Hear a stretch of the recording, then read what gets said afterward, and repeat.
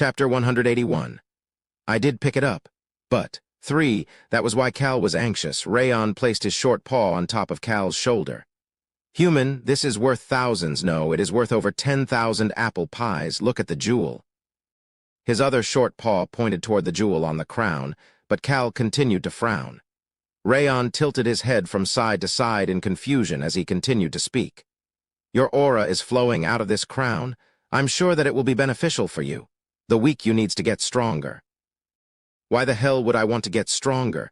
Cal grumbled as he continued to frown after hearing Rayon's words. I don't need it. Won't you be by my side anyway? And Choi Han on and Hong as well. I have so many people to take advantage of strength-wise, so why would I get stronger and spill my own blood? Cal looked toward Rayon after not hearing a response. Flinch. The black dragon flinched at Cal's gaze before starting to shout. Of course I will be here. I will not forgive you if you go somewhere without me. He doesn't change whether he is 4 or 6 years old. Cal pushed away Rayon, who was extremely close, and closed the box before putting it in his bag. He didn't even touch the crown. This is just baggage. Cal decided to show this crown to a Ruhaben after dealing with the Caro Kingdom business and returning home. But he did have a question. Why does Arm have this crown?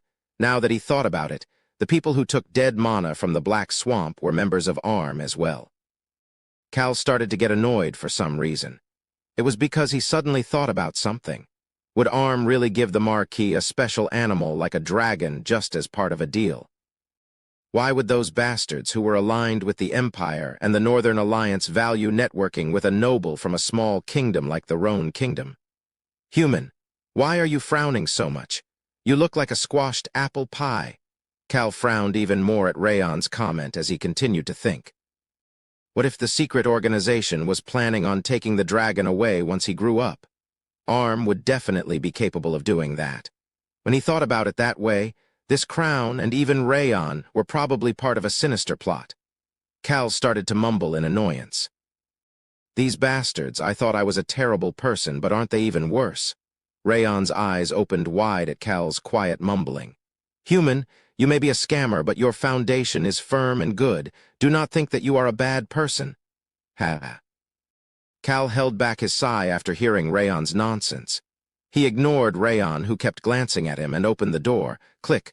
Rayon immediately turned invisible and became shocked at Cal's next words. Blow this room away. Blow it away. The black dragon's wings fluttered. No, don't do it. Cal thought about destroying this place before changing his mind. The staff working at the Duke's estate did not commit any wrongdoings. Cal slammed the door open. He could see a mess outside of the door. Ugh! The lion Edrich's shoulder twisted after being hit by Choi Han's scabbard. Gronica used that moment to flick her whip toward Choi Han, but the worn-out whip was easily sliced in half. Plop! A shout followed the sound of the whip falling. Ugh! I can't see anything. One of the knights plopped down onto the ground after losing his sense of direction. He tried to touch the ground with his hand. Ugh! Gasp! The knight quickly took his hand off of his comrade, who was shaking on the ground from paralysis. He heard a laughter-like meowing at that moment. Meow. Ooh, ooh, the knight quickly covered his mouth. He did not want to take in any poison. The hallway on the 5th floor was covered in fog, making them unable to see anything. However, the fog created a path for Cal. Choi Han gently landed next to Cal as he walked. You're back. That was followed by the lion Edrich's shout. Return the item you have stolen. It is not something for you classless bastards. The fog was not a big issue for people at Edrich or Gronica's level. They waded through the fog and rushed toward Cal and Choi Han. Edrich was covered in injuries while Gronica's left shoulder was bleeding. Cal looked toward Choi Han. It was a light workout. Choi Han was smiling without a single scratch on him. This crazy bastard. He definitely has the main character traits. Cal sighed while looking at Edrich, who was running toward them. The two of them made eye contact, and Edrich started to shout reflexively. You crazy bastards. Do you not know who we are? Give it back if you don't want to die. These bastards continued to ruin the plans of his organization. Edrich thought that they would never attempt to do such a thing if they knew about the organization. It was at that moment. Edrich could see the masked man's eyes turning into the shape of crescent moons. "It sounds more like you are the one who wants to die." It was a calm voice. However, that calm voice made Edrich stop moving. Gronica also flinched and stopped. Their animal instincts were telling them something: danger. "You may die." She stopped and observed the one person who was standing calmly without a drop of blood on him. Choi Han turned his gaze toward that person as well. Cal Henitus. He had felt strong charisma from this man every so often. However, he had never felt such a strong aura coming from Cal until this moment. How could a weak person do this? How could such an aura come from someone who has never fought for his life, or even picked up a weapon to fight in the first place? Choi Han kept his question to himself as he looked at Cal. Cal's mind was quite loud right now. "Human? Why do you look so strong? You seem as strong as my front paw, no, as strong as one of my wings." Cal ignored Rayon's voice as he used the dominating aura without any restraint. He looked toward the two lions looking at him and started to speak. "You don't know who we are, do you?" The lions flinched. Edrich recalled what he had just said. "You crazy bastards. Do you not know who we are? Give it back if you don't want to die," he gulped. The masked man in front of him was difficult to approach, just like that esteemed person. Unlike the calm man, Edrich felt the tips of his fingers starting to shake. The casual voice and the gaze of the man that seemed to be looking down at him, even though they were standing eye to eye, left a deep impression on Edrich. "Who do you think has allowed you to still be alive?" Cal looked toward the lions, who could not answer as he continued to speak. "You don't know the danger of things you do not know about. Things you do not know about." That was the truth. Edrich did not know about the people in front of him. He finally got a sense of what was going on. They were stronger than him. There were cats who were as strong as the Fog Cat tribe that he knew was the strongest of the cats. Most importantly, there was this mysterious man in front of him that was looking down at him. Why am I still alive? Edrich slowly figured out the answer to that question. The expression of the second prince of the lions, who had not known the definition of fear, slowly, yet quickly changed.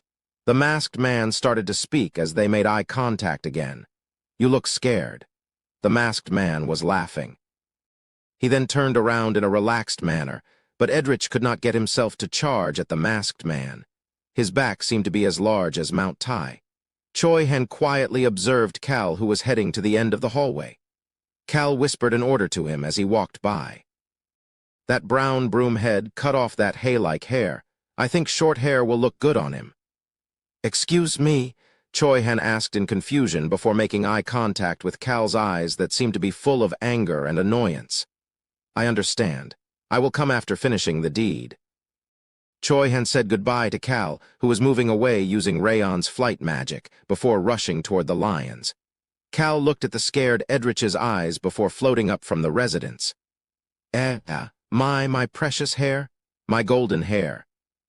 Edrich, whose hair looked to be a mess after being cut by Choi Han, who had zero fashion sense, shouted in fear and panic. Cal could hear Edrich's shouts coming from behind him. "Human, you are finally smiling." Cal ignored Rayon's comment as he started to clap.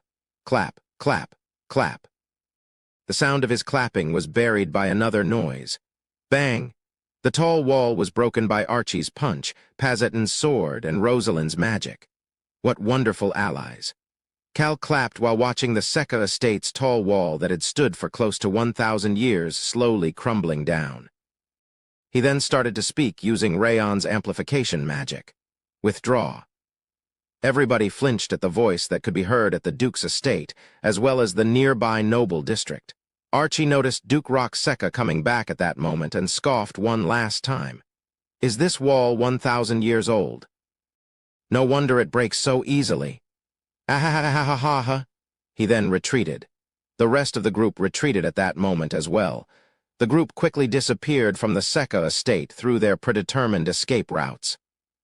A moment later, Guardian Knight Clope, who had taken his time to return because of his faith in Arm and the knights of the estate, could not help but frown.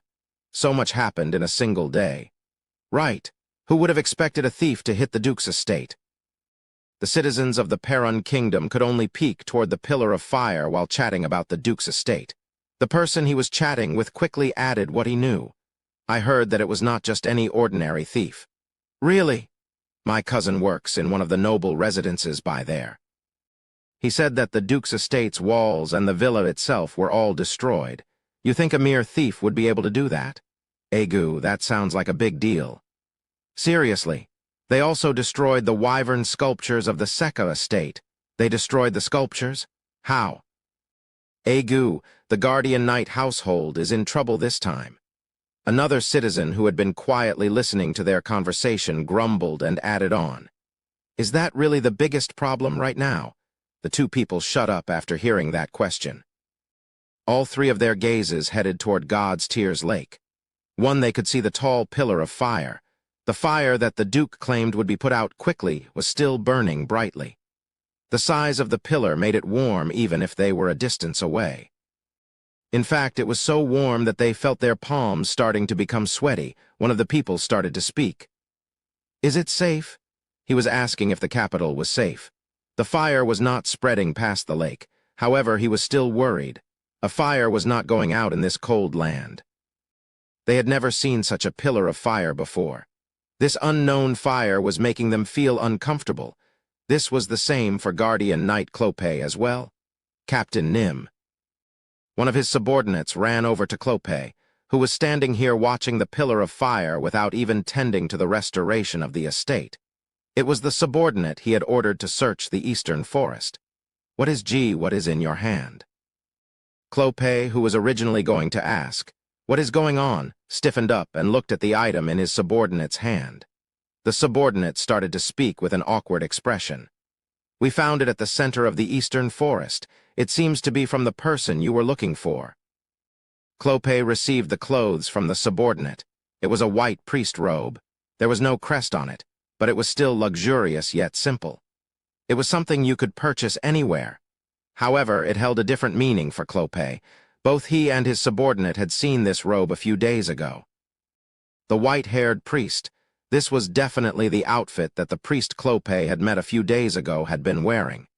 Guardian Knight Clope looked toward his subordinate. This wasn't there when you searched a few days ago, was it? They had not seen this robe in the forest when they had initially searched through the eastern forest a few days ago. Clope looked toward the pillar of fire and opened up the robe. Plop. A small piece of paper fell out of the robe. Clope looked at the fallen piece of paper. He heard his subordinate's voice. Only I read the note. It was weird, so I brought it over right away. Clope slowly picked up the piece of paper. There was more written on it. Clope started to speak. How odd, are you the only one who read it? Yes, sir. I remembered you mentioning for us to be discreet, so only I read the note. Isn't it very odd? It is. Anyway, good job. Let me know if anything else comes up. Yes, sir. The subordinate bowed before rushing back to the forest. Clope watched him leave before throwing the piece of paper toward the fire. Crackle, the paper disappeared into the fire. Clope started to whisper quietly, only loud enough for his trusted subordinate next to him to hear. Kill him. Yes, sir. The trusted subordinate understood that this was the last day of that subordinate's life as he bowed toward Clope. He didn't know why Clope told him to kill the man, but his job was to do as he was told. Clope ignored the look on his trusted subordinate's face as he looked toward the pillar of fire. Boom, boom, boom, his heart was beating fast. The lake will eventually flow to become a river. How did he know my family's secret? Was this man really the messenger of a god? Clope had believed that he was the one to receive the god's will. Only the successor of the Seka household learned about the truth of the Perun kingdom. He recalled the other piece of paper he had found while tracking down the white-haired priest. Clope had believed himself to be the main character of that legend. He looked toward the pillar of fire that seemed to be reaching the sky. The citizens were whispering to each other that it was God's rage, however. The leaders were suspecting the Empire's alchemy and looking into it. The god has not forgotten. Clope recalled the information on the note he just burned and tried to calm himself down. This was how he had understood that sentence. The god has not forgotten about his wrath. Clope looked toward the pillar of fire before closing his eyes. He could not calm down. Cal opened his eyes. He was currently back in the Roan kingdom. He had to use multiple teleportation magic circles before riding on a carriage to get to the meeting spot. Click. Someone opened the carriage door from the outside. "Young Master Nim, you've gotten so thin." Ron welcomed Cal. "Young Master Nim, it has been a long time." And the assassin Frisia, who sculpted the Devil's Guard dog sculpture, welcomed Cal as well. Cal asked Ron a question. "Is everything ready?" Rosalind and Choi Han had already returned to the residence. Rayon was still with him as expected. Meow, meow. On and Hong were here as well. The three of them, as well as Ron and the Information Guild led by Frisia, as well as Vice Captain Hilsman, who should have arrived at Antonio Jaira's territory by now. This was the group for this next operation. Cal came to choke Antonio, the future Duke of the Jaira household and the leading power of the southwestern region. Ron had a different answer than Cal expected. There was a bit of a problem. A problem. Cal was trying to use the fact that one of the Jaira family's vassals had requested a kidnapping to deal with Antonio, but there was a problem. Ron gently responded after seeing Cal's expression stiffen up. That vassal seems to be involved in human trafficking now. I was bored, so I took a walk around. Cal figured out what the problem was. They had come to use a past incident to their advantage, but that vassal was doing something crazy now. Cal started to frown and asked Frisia, the sculptor of the Devil's Guard dog sculpture, a question. "But all preparations are finished, right?" Ron answered instead of Frisia. "Yes, sir. Everything is prepared to gut them." Cal did not think the vicious assassin's response was vicious this time. "I'm sure you prepared something that they deserve." Experience truly did not seem to disappear as Ron had prepared properly, according to the situation. Chapter 182. Young Master Nim, you really are. 1. Cal had Ron and Frisia, who had done a great job in preparing everything, get on the carriage before heading toward the Jaira territory. The carriage was being driven by one of Frisia's subordinates. Explain it in detail. Frisia immediately started to respond. There is a baron's household that became a vassal of the Jaira duchy about 50 years ago. The name of that household was Krishi. This was before the current duchess became the ruler of the territory. The other candidates for the position of lord brought the vassal household in order to expand their own influence. Antonio's grandmother and the current duchess, Sonata. This had happened when she was just one of the potential candidates for the duchess position. The Jaira territory had accepted multiple vassal households during that time. The Krishi household was one of those vassals. Cal started to speak. Isn't the Krishi household a household that is famous for being a household of scholars? It was the household that had been the instructors of the crown 200 years ago. That was why the Jaira duchy chose to accept such a household without any territories or wealth as a vassal. Young Master Nim. Ron gently responded to Cal's question. The past does not necessarily continue to the present. I guess that is true. Cal agreed. Regardless of whether they were a household of scholars in the past, they were a terrible household now. The fact that they would hire people to kidnap children showed that they were not right in the head. Young Master Nim, it was 2 nights ago. Cal looked toward Ron. The fact that Ron had been seriously acting like a benign old man since earlier was making Cal feel iffy. Ron seemed to look healthier after receiving his fake yet strong arm. Maybe it is because I am getting older, but I could not fall asleep that night. That was why I decided to talk a light walk through the back alleys of the Jaira territory. Are the back alleys really a good spot to take a walk? Cal wanted to ask that question, but held himself back. I happened to see some children pulling a carriage and going toward the corner of the slums. Children. Cal looked toward Ron with confusion after hearing that children were pulling the carriage. Ron clarified his comments. They were husky children who seemed to be about 30 years old. When did buff gangsters turn into children? Ron continued to speak as Cal sat there in silence. Anyway, I found those children interesting and chose to follow them. Of course, I did it stealthily so that they wouldn't notice me. Cal ignored Frisia, who was looking toward Ron with a gaze of respect. When I stealthily followed behind them, I noticed a couple of houses near the bridge that is at the edge of the slums. Many people were being held captive in the basements of those houses. Crack. Crack. The fingers on his fake left arm cracked as Ron bent his fingers. He then gently continued to speak. They were doing terrible things that even assassins would not do. Cal turned his gaze away from the assassin Ron.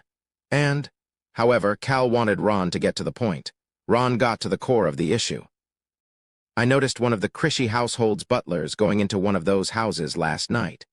Those buildings are regular houses for families in the slums during the day. However, once the sun goes down, those so-called families turn into employees. Frisia added on. After tailing the butler until early the next morning, we verified the butler meeting with a merchant. There was a high chance of that merchant being part of a merchant guild that was part of the slave trade. She quickly continued to speak. One of my subordinates is currently tailing that merchant. We will soon receive a first report about the identity of that merchant guild. We will be able to have a good idea about their identity and know for certain after the second report. Tap. Tap. Cal tapped on the armrest before looking back toward Ron. The old man realized that his young master had realized something. Cal slowly started to speak. A merchant guild illegally purchasing people as slaves. Where would those slaves go? Slaves were illegal in the Roan kingdom. Unless the Krishy household was crazy, they would not sell slaves within the kingdom. So, who would need slaves? Furthermore, who would need to use a merchant guild in order to stealthily gather slaves? Cal had a good idea about the answers to these questions. Those bastards who want to ring the bell to end the lives of others built a bell tower. Excuse me. Frisia was confused at Cal's comments, but Cal waved her off and continued to speak. The merchant guild is probably from the Empire. The Empire? Frisia's expression turned serious. Not only did they sell citizens of the Roan kingdom as slaves, but they even sold them off to a foreign nation. This was only possible for people who had no fear. It was not something that a baron would dare to even attempt. That was why Cal had a question. Did the Krishy household act on their own? Our investigations indicate that the Jaira household is not involved. Frisia licked her lips and continued to speak.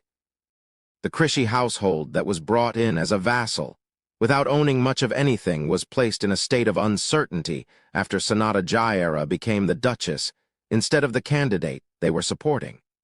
That was why they tried everything they could to expand their influence. They would have needed money to do that. Cal asked one more question. Does the Krishy household seem to know where the merchant is from?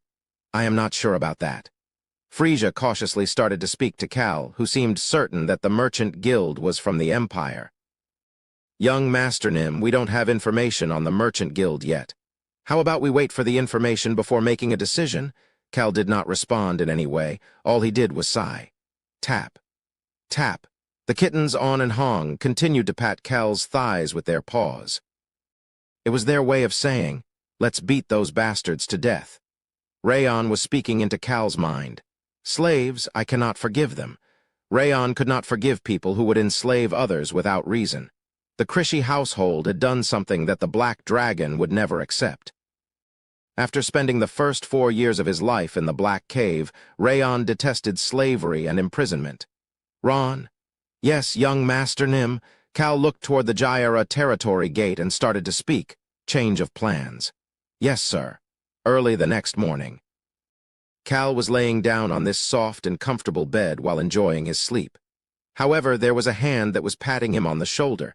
It felt like a concerned parent's warm hand, Cal's eyes opened wide. Young Master Nim, you are up. It was Ron. Cal was so shocked that he curled up underneath the blanket. Meow, meow, the kittens were laughing at him. Human, wake up, you can't sleep in. Rayon was urging him to wake up as well. Cal listened to this quartet of experts as he got up. Ron handed him a teacup once he got up. They did not have lemon tea. The Jaira duchy does not seem to be that great. The corner of Cal's lips was twitching as he picked up the teacup.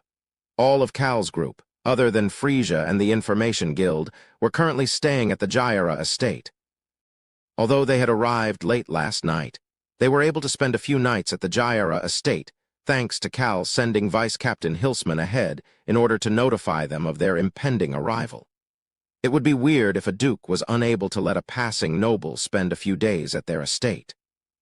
Furthermore, it was not just any noble, but someone who was the crown prince's close confidant and had received a medal from the empire. How disappointing that they don't have lemon tea. Cal sounded happy despite the fact that he said that he was disappointed as he took a sip. Ugh. He then couldn't help but groan. Ron gently started to speak.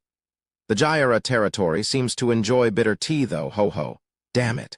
Cal started to frown as he started the day off with bitter tea. He immediately headed out of the room as soon as he finished dressing. Young Master Nim. Vice Captain Hilsman had been waiting outside the door before following behind Cal. He, you look very handsome today, young Master Nim. Hilsman was commenting about how Cal looked like a proper noble today. Although it was not fancy and was just decently luxurious, he still looked the part of a promising young noble. Is that so? Good. However, Hilsman flinched after seeing that Cal's smile looked pure. A pure smile. It did not suit Cal at all. I thought I heard that he was going to punish the Krishy household. Hilsman found it weird that Cal looked pure and innocent when Ron had told him about Cal's plans. The vice captain did not know about the human trafficking yet. Where is it? However, he quickly responded to Cal's question. He is said to be in the garden at this time. He likes to take a walk after eating an early breakfast. I guess we can stop by the garden on our way to the main gate. Cal immediately headed toward the garden. Hilsman followed behind him while looking at Ron. Ron just smiled as he followed behind Cal as well. Hilsman found it even weirder that the kittens were not with Cal, but did not question it for now. Cal was able to meet with Antonio Gyara once he arrived at the garden. Of course, he pretended it was a coincidence. Oh, young Master Cal. Did you sleep well? I didn't expect to see you in the garden, young Master Antonio. I slept well thanks to you. Cal and Antonio happily shook hands with each other. Antonio observed Cal, who was dressed like a noble and did not have anything out of place. Cal Henitus. The Crown Prince's close confidant. The person who prevented the incident in the capital, and the person who did something amazing enough to get a medal from the Empire. That person had sent his guard in advance to ask whether he could spend a few nights here. He had asked for something else as well. Can we chat? Cal, who was the Crown Prince's close confidant, and Antonio, who was a close confidant of a different prince and maintained the kingdom's southwest territory, had obvious but important things to discuss. It was bound to be a very greedy conversation. Antonio felt that Cal was as greedy as the other nobles based on the way he asked for a chat. That chat would happen in secret tonight. Of course we can do it. Have you had breakfast yet? Antonio casually brought up peaceful topics of conversation. He could see Cal responding with a noble-like smile. I have not. Oh no, you are taking a walk without having breakfast. You should eat. I am okay. I plan to eat breakfast soon. The peaceful conversation changed a bit after Cal's next words. Cal gracefully added on. I heard that there is a famous bar, so I plan to eat breakfast there. Excuse me? Antonio was shocked. Cal still said what he wanted to say. I happen to like a bit of drinking. Alcohol is best in the morning. Until later then, I plan to go drink some beer as morning soup. Ha. Antonio recalled Cal's original nickname before he was called Young Master Silverlight. Trash Cal. Antonio could see Cal, who was announcing that he was going to act like trash today. I have nothing to do today. I plan to drink all day since I am still in recovery. Isn't it wonderful? Cal was currently said to be recovering after using his ancient power in the Empire. He had said the reason he was visiting the Gyara territory was to stop by on his way to the warmer southern region. But such a person was drinking. Antonio started to speak after a while. Will you still be able to chat after that? Do not worry, young Master Antonio. Chatting after drinking makes it much easier to chat. Then I will be on my way now. Cal was respectful and proper until the end, even if he was speaking nonsense. A pale Hilsman and a casual Ron followed behind him. I really can't figure him out. Antonio's expression turned complicated as watched Cal leave. However, there was a bit of disappointment in his gaze. Antonio was someone who judged people based on how noble they appeared.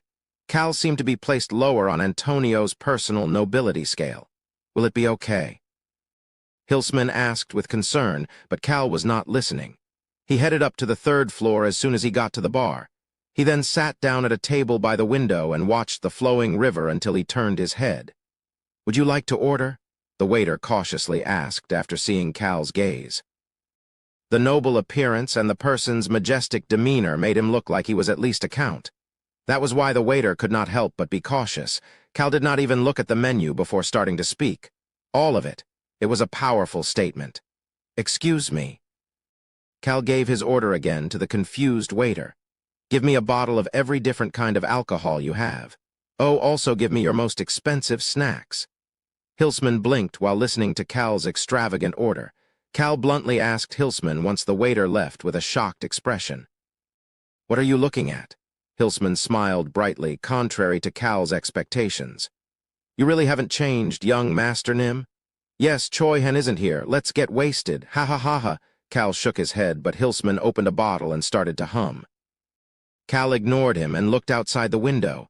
He could see the river flowing through the Jaira territory. The river that separated the slums from the rest of the territory was right outside this bar. Cal could see the bridge as well. The slums were just past that bridge.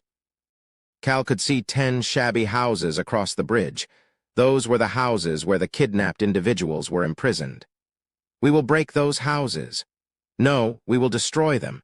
Cal listened to Rayon's vicious comments before picking up the bottle instead of the glass that Hilsman had filled.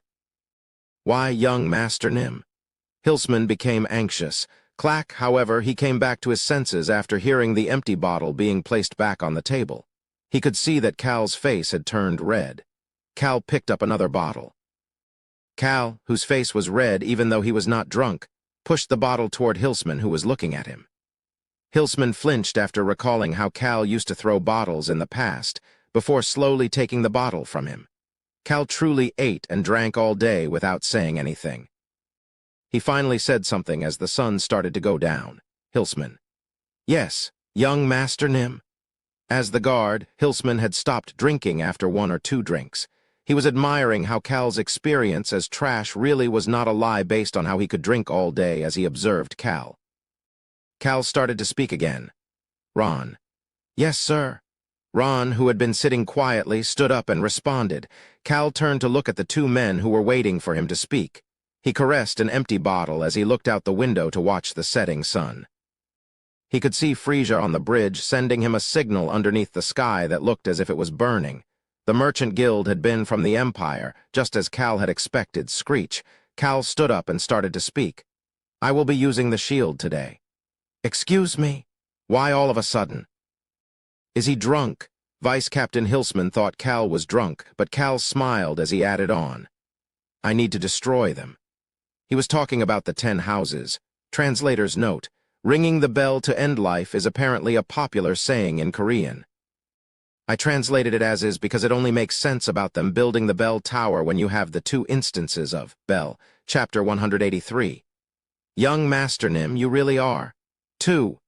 Destroy what?" Hilsman asked in confusion, but Cal ignored him and walked out of the bar.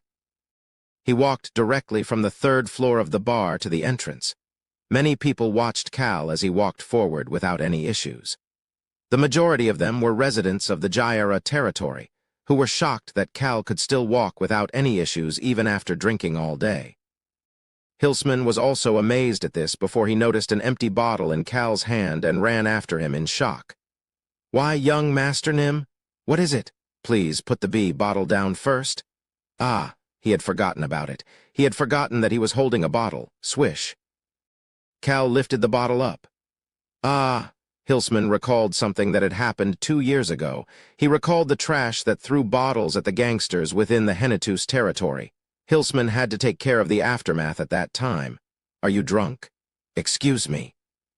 Cal frowned and stared at Hilsman, who had raised both arms in the air before handing the bottle over to Ron. "Ron." "Yes, sir." The bottle disappeared and Cal left the bar. Ron handed the waiter the bottle and payment for Cal's drinks before leisurely following behind Cal. He naturally made sure to grab the vice captain, who was standing there with a blank expression. "Mr. Ron, what is young Master Nim trying to destroy?" Hilsman had been more respectful to Ron ever since he had learned of Ron's abilities. A hidden expert. That was Hilsman's opinion of Ron. "I'm not sure," the servant responded benignly. "Wouldn't he be talking about destroying houses?" "Excuse me." "All right, let us go." Hilsman urgently chased after Cal with Ron. He caught up and stood right next to Cal, who was standing at the center of the bridge with a completely sober expression. The young master Nim is someone who does things on a large scale. Hilsman knew that Cal had said many times that he was going to do things lightly and destroyed many things in the process. That was why he was debating what he should do. He heard Cal's voice at that moment. "Vice Captain." "Yes, young Master Nim." Hilsman looked toward Cal, who was looking down at the flowing river. It was an artistic sight, with the red-haired Cal standing between the river and sky that had both been dyed red by the sunset. There were not many people crossing the bridge due to the time of day. Actually, there were never many people crossing this bridge between the slums and the shopping district.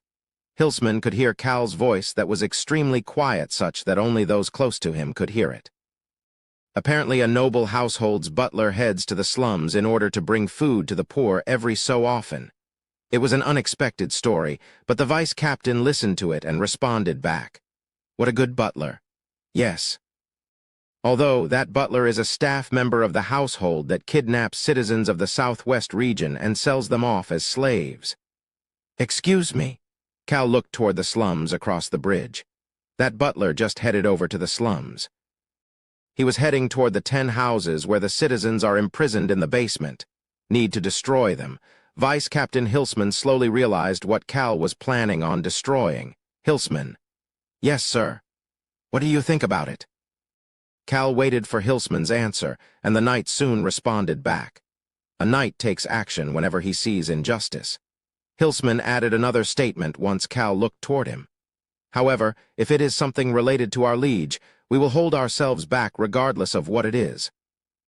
"Is that part of the knight's creed as well?" "No, sir. It is my personal thoughts." A knight takes action whenever he sees injustice unless it is something related to his liege. It could seem unfair, but that was Knight Hilsman's personal creed. Cal did not look negatively upon Hilsman's personal creed, as Hilsman was someone who made it to the level of vice captain in the Hennetus estate that valued us first. Cal stopping leaning on the bridge and started to speak. "Then let's not hold back now." "Yes, sir." Cal looked toward the shopping district on the other side. Frisia was sending him a signal.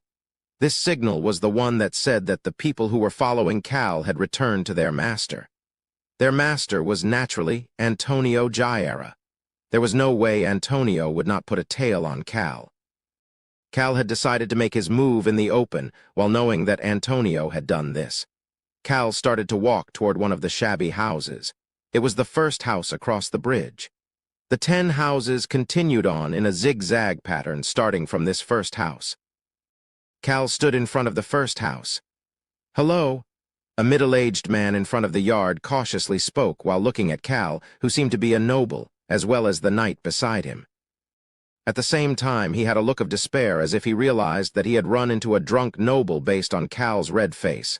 Cal asked the middle-aged man a question. "Do you live alone?" "Excuse me. No, I live with my family." "Is that so?"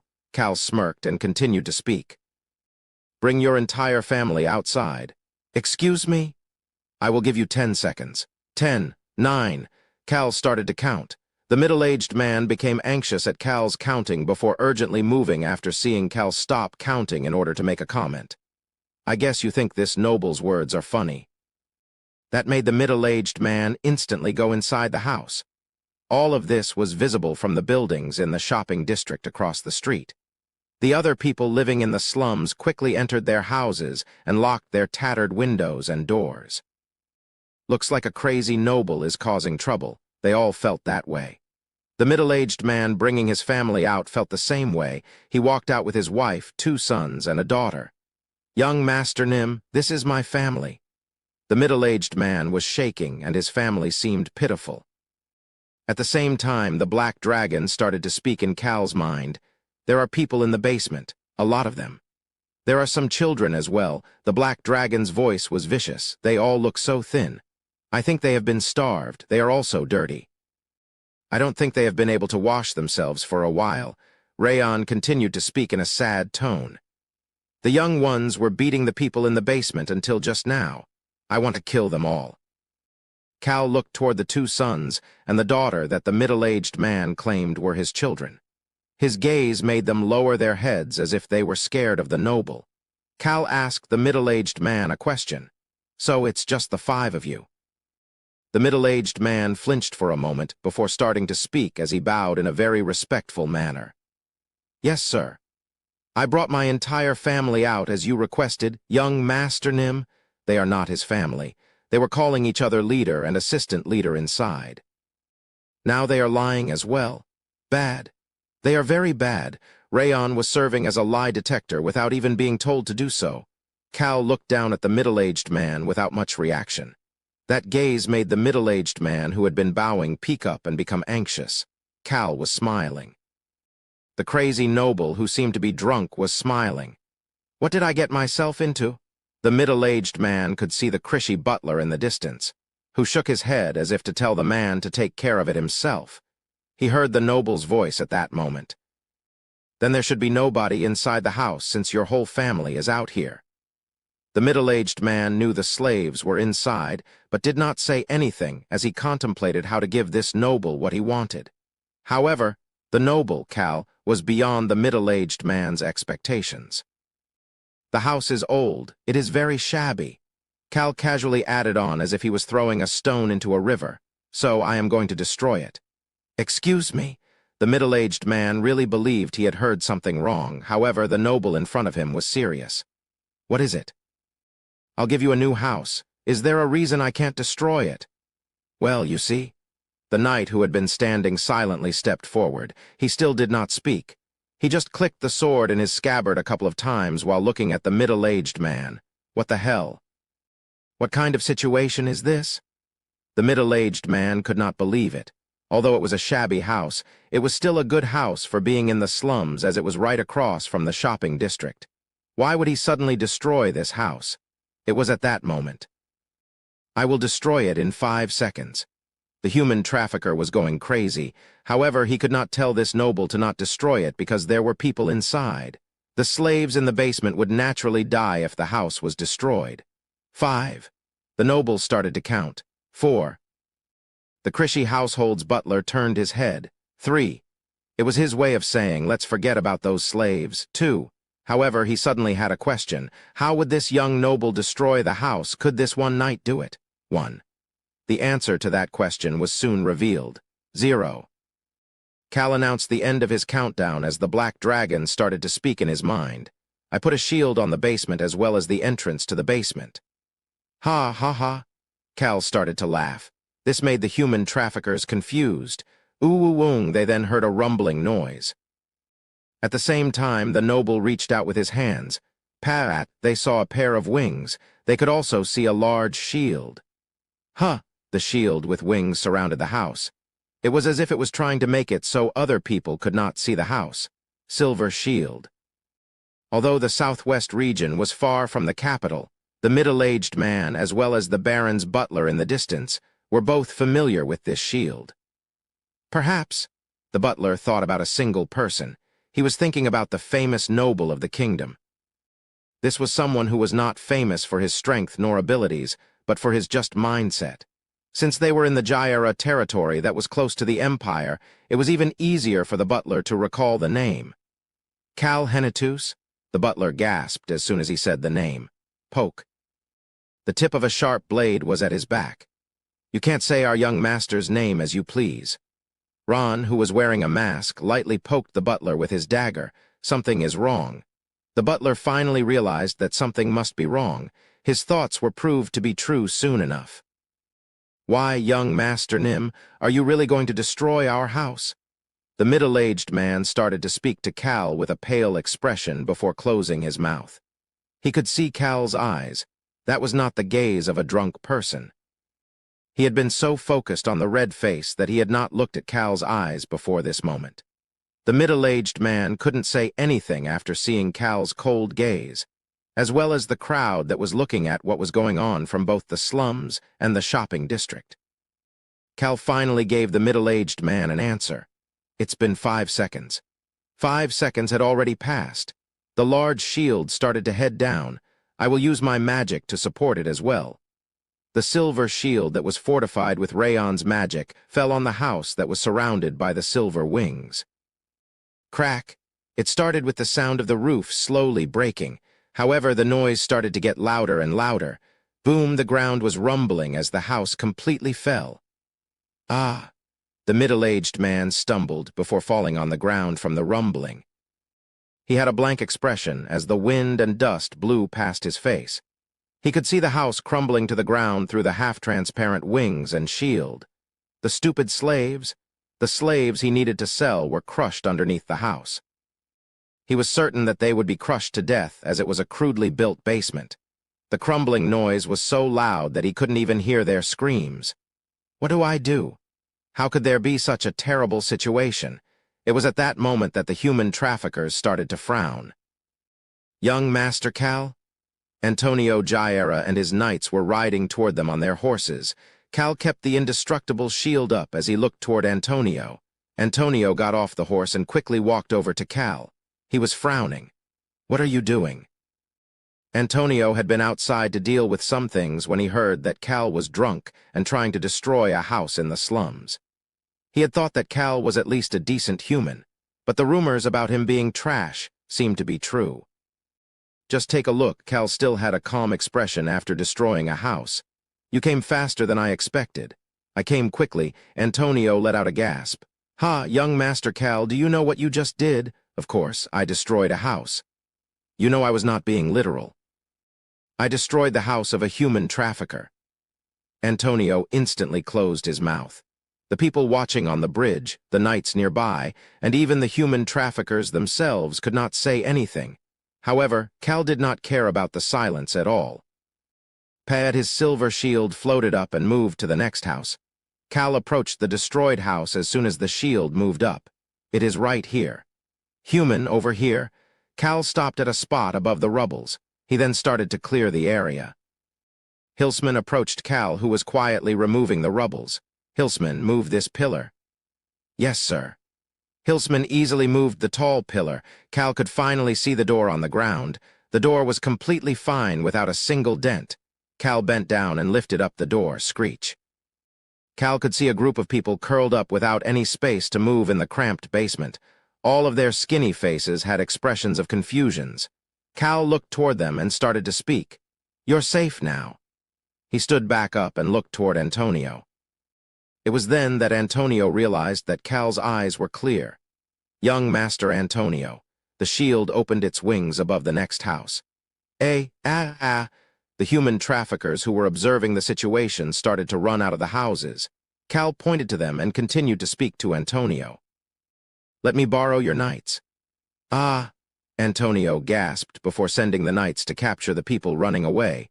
He also sent one knight toward the castle. Cal sent a signal at the same time that caused Frisia to start to move toward the other houses with her subordinates. Meow. On and Hong also started to move after letting out casual meows. They would block the majority of the escape routes with poison fog. Finally, Ron, who still had a mask on, waved at Cal while still holding the Krishy household's butler by the neck. That vicious old man. Cal shook his head while listening to Rayon's comment in his mind. How disappointing. I didn't know he would come this early. We only destroyed one house. Right. Cal wished Antonio had come after he destroyed all 10 of the houses. Cal started to speak again. One more. Really? All right. I put a shield over the basement. The kidnapped people are safe. My shield is great and mighty. Boom, another house was destroyed. There was no reason to destroy it because Antonio had shown up so quickly, but Cal still chose to destroy it. It was because he was angry. The sight of those lifeless faces in the basement made him want to destroy something. The silver light coming out of Cal's hand disappeared. The silver shield soon disappeared as well. A breeze started to come out from the rubbles of the house. Cough. Cal lightly coughed before wiping away the bit of blood coming out of his mouth. This much is nothing. There wasn't much burden on his body as it was the indestructible shield and Rayon's magic working together. He didn't stagger nor cough up blood. However, for some reason, the strength of the shield seemed to be getting stronger. Cal was satisfied with the small cough and the tiny bit of blood as the vitality of the heart worked to heal him right away. Rayon was fluttering his wings with a vicious expression, but Cal still casually turned his head as he could not see him. "Young Master Cal." He made eye contact with Antonio Jaira. Antonio was stiff. Cal started to speak at that moment. "Shall we chat?" Of course, the topic of the discussion, as well as the start and finish of the discussion, were all up to Cal. Chapter 184. "Young Master Nim, you really are." 3. Antonio Jaira looked around. He could see the territory's soldiers quickly approaching from the distance. There were citizens standing across the bridge in the shopping district as well. Most importantly, there were the people of the slums who were hiding in their houses but had their ears open. "Young Master Nim." The guard captain and administrator approached Antonio. Cal handed a piece of paper to Antonio. There was a total of 10 houses marked on it. "Those are the houses the human traffickers have people imprisoned." "Thank you very much, young Master Cal." Antonio was certain after seeing Cal looking at him clearly.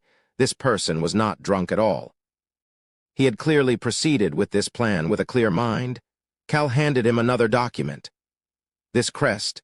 Antonio saw the crest on top of the document. It was the crest of Baron Krishi, one of the vassals of the Jaira household. Antonio's expression turned serious. He then noticed a person being dragged over by Vice Captain Hilsman. "This is the butler of the Krishi household." "Young Master Cal?" Antonio called out to Cal almost in a moan. A terrible thought was going through his mind. There was a good chance that this thought would become reality. "Young Master Antonio." Cal approached Antonio. He looked toward Antonio, who was looking at him with a stiff expression, and started to speak. "I do not have the talent of beating around the bush." Antonio felt as if his mouth was going dry. The innocent-looking noble, the stupid-looking noble who said he was going to drink, that person was no longer in front of him. This person in front of him was the Cal Henitus that was known to be the Crown Prince's close confidant. "I didn't do this quietly on purpose." Cal made it very clear to Antonio and the Jaira estate. He had done this out in the open on purpose. There was a hidden meaning underneath it as well. If Cal had given this information to the Jairas in advance, they would have stealthily taken care of everything. That would have been preferable for the Jaira estate. They would have been able to hide the fact that such atrocities had happened in the center of the Jaira territory, where the Jaira castle was located. However, it was impossible to take care of this issue quietly now. Why? Antonio questioned Cal's actions. He would have had no choice but to agree to any of Cal's conditions if Cal had used the fact that he would keep this incident a secret as leverage. Antonio could see Cal's mouth starting to open as if he was going to answer this question. Cal had done this out in the open on purpose. There was a reason for that. "I need the southwest region, the Crown Prince." Antonio suddenly thought about that person. However, Cal did not explain anything else. "I'm sure that you are busy now, so let us chat later." Cal walked past Antonio and leisurely returned to the castle. Antonio observed Cal, who was walking away, before sighing and turning around. "Some of the knights will come with me to the Krishi estate this instant." Antonio had to take care of this sudden storm first. Cal asked Ron, who had stealthily appeared next to him. "They're not following me, right?" "Yes, young Master Nim. Young Master Antonio seems to be focused on resolving this incident first. He is authoritative and puts a lot of emphasis on a person's qualifications, but at least his foundation is solid." Cal made a judgment about Antonio's character before slowly walking back to the castle so that people would see him. "I need to do this so that more people talk about it." Cal was hoping that the southwest region's influence would shrink a bit from this incident. The north would be chaotic in the spring, so shouldn't at least the south be quiet? The southeast would be busy, because they border the Whipper Kingdom that is ruled by Commander Tunka. They are probably nervous because they were worried about if and when Tunka might do something crazy again.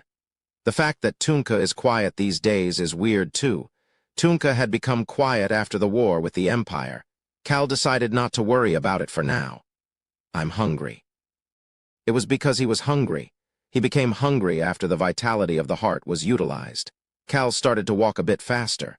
"Young Master Nim, please make sure to have a hearty dinner tonight." "Yeah, I will. Too bad B. Crocs isn't here."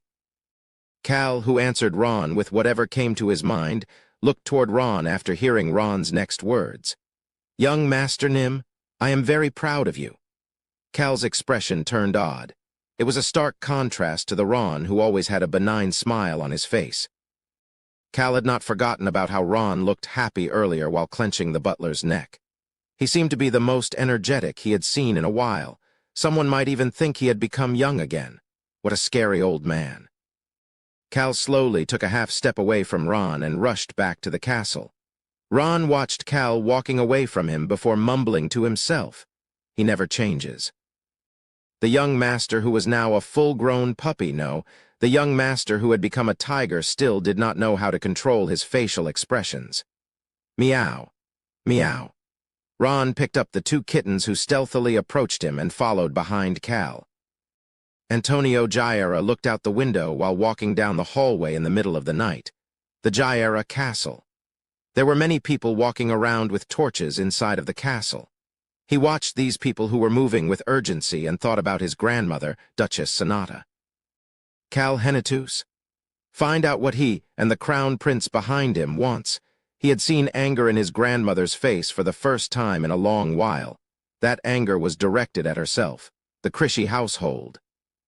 The documents that Cal's guard knight had brought over, as well as the information that they had gained by storming the Baron's estate, gave the Duchess quite the headache. Crazy bastard. A noble was involved in the slave trade. Although she did not have detailed information yet, that alone was enough to embarrass the Jaira household. Furthermore, the citizens had witnessed all of it. There was bound to be a punishment from the crown, a loss of trust with the citizens, and judgment from the other nobles. All of this was giving Antonio a headache as well. However, he still needed to meet with Cal Henitus tonight. That was the mountain he needed to climb right now. Of course, the real mountain he needed to climb was the Crown Prince, as Cal Henitus was working for the Crown Prince. Prince Alberu was the prince who was poised to become the next king. There was no way he would just let this go, and Cal Henitus is a noble as well. He will try to use this to blackmail us for his own benefits. Antonio had seen many greedy people hiding under the title of noble. Everybody he had come across had been the same way. That was why he had always tried his best to be a proper noble. He didn't want to give anybody a chance to find something to use against him. This was also the reason he ranked people with his own set of qualifications. It made it easier to deal with them. Antonio made a noise outside of the guest reception room. That made Cal Henitus's guard knight bow to greet him. Antonio pointed to the door and Hilsman cautiously knocked on the door. "Young Master Nim, young Master Antonio has arrived." "Please tell him to come in."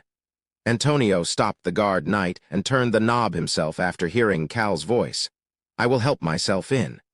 Antonio opened the door. This was the first time he felt nervous going into his own guest reception room. "Is this what it feels like to have your weakness grasped by someone else? I'm curious to know what he will demand from me. Just what would Cal Henitus demand from him?"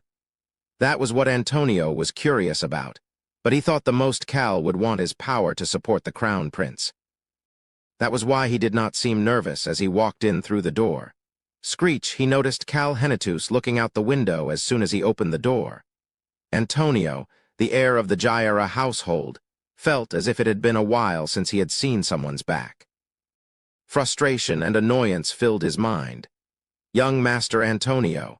Cal called out to him and slowly turned at that moment. He then asked in a casual tone, "Are the people okay?" Antonio, who had been walking in, suddenly stopped moving. He looked toward Cal, who asked once more after it seemed as if Antonio did not understand his question. "Are the people who were kidnapped doing okay?" "I didn't think you'd ask such a question." "Excuse me." Cal looked toward Antonio, who was mumbling to himself with confusion. That made Antonio sigh before closing the door. "We managed to rescue all of them." "That is a relief." Antonio could see Cal smiling before returning to his stoic expression after hearing his words. That made Antonio start to feel odd. Was asking about the citizens another strategic move in order to get the Jaira household to bend their knee? Or was Cal truly concerned? I guess I'll find out based on our conversation. Everything would be revealed based on what Cal Henitus asks of him. Antonio had a lot of things to do right now, but he did not lose his calm demeanor. He sat down on a couch and pointed to the opposite side for Cal. However, Cal did not sit down. I'm sure you that are busy with work for the territory, so I will keep it short. Cal did not want to extend this conversation for no reason. I already mentioned I am not talented in beating around the bush, so I will get straight to the point. I am curious to hear what you have to say. What will he ask for? Antonio was leaning on the couch looking relaxed, but his back was stiff as he looked toward Cal. Cal took a document out of his chest pocket and put it on the table. Clack! It was a thick stack of paper. Are these his conditions?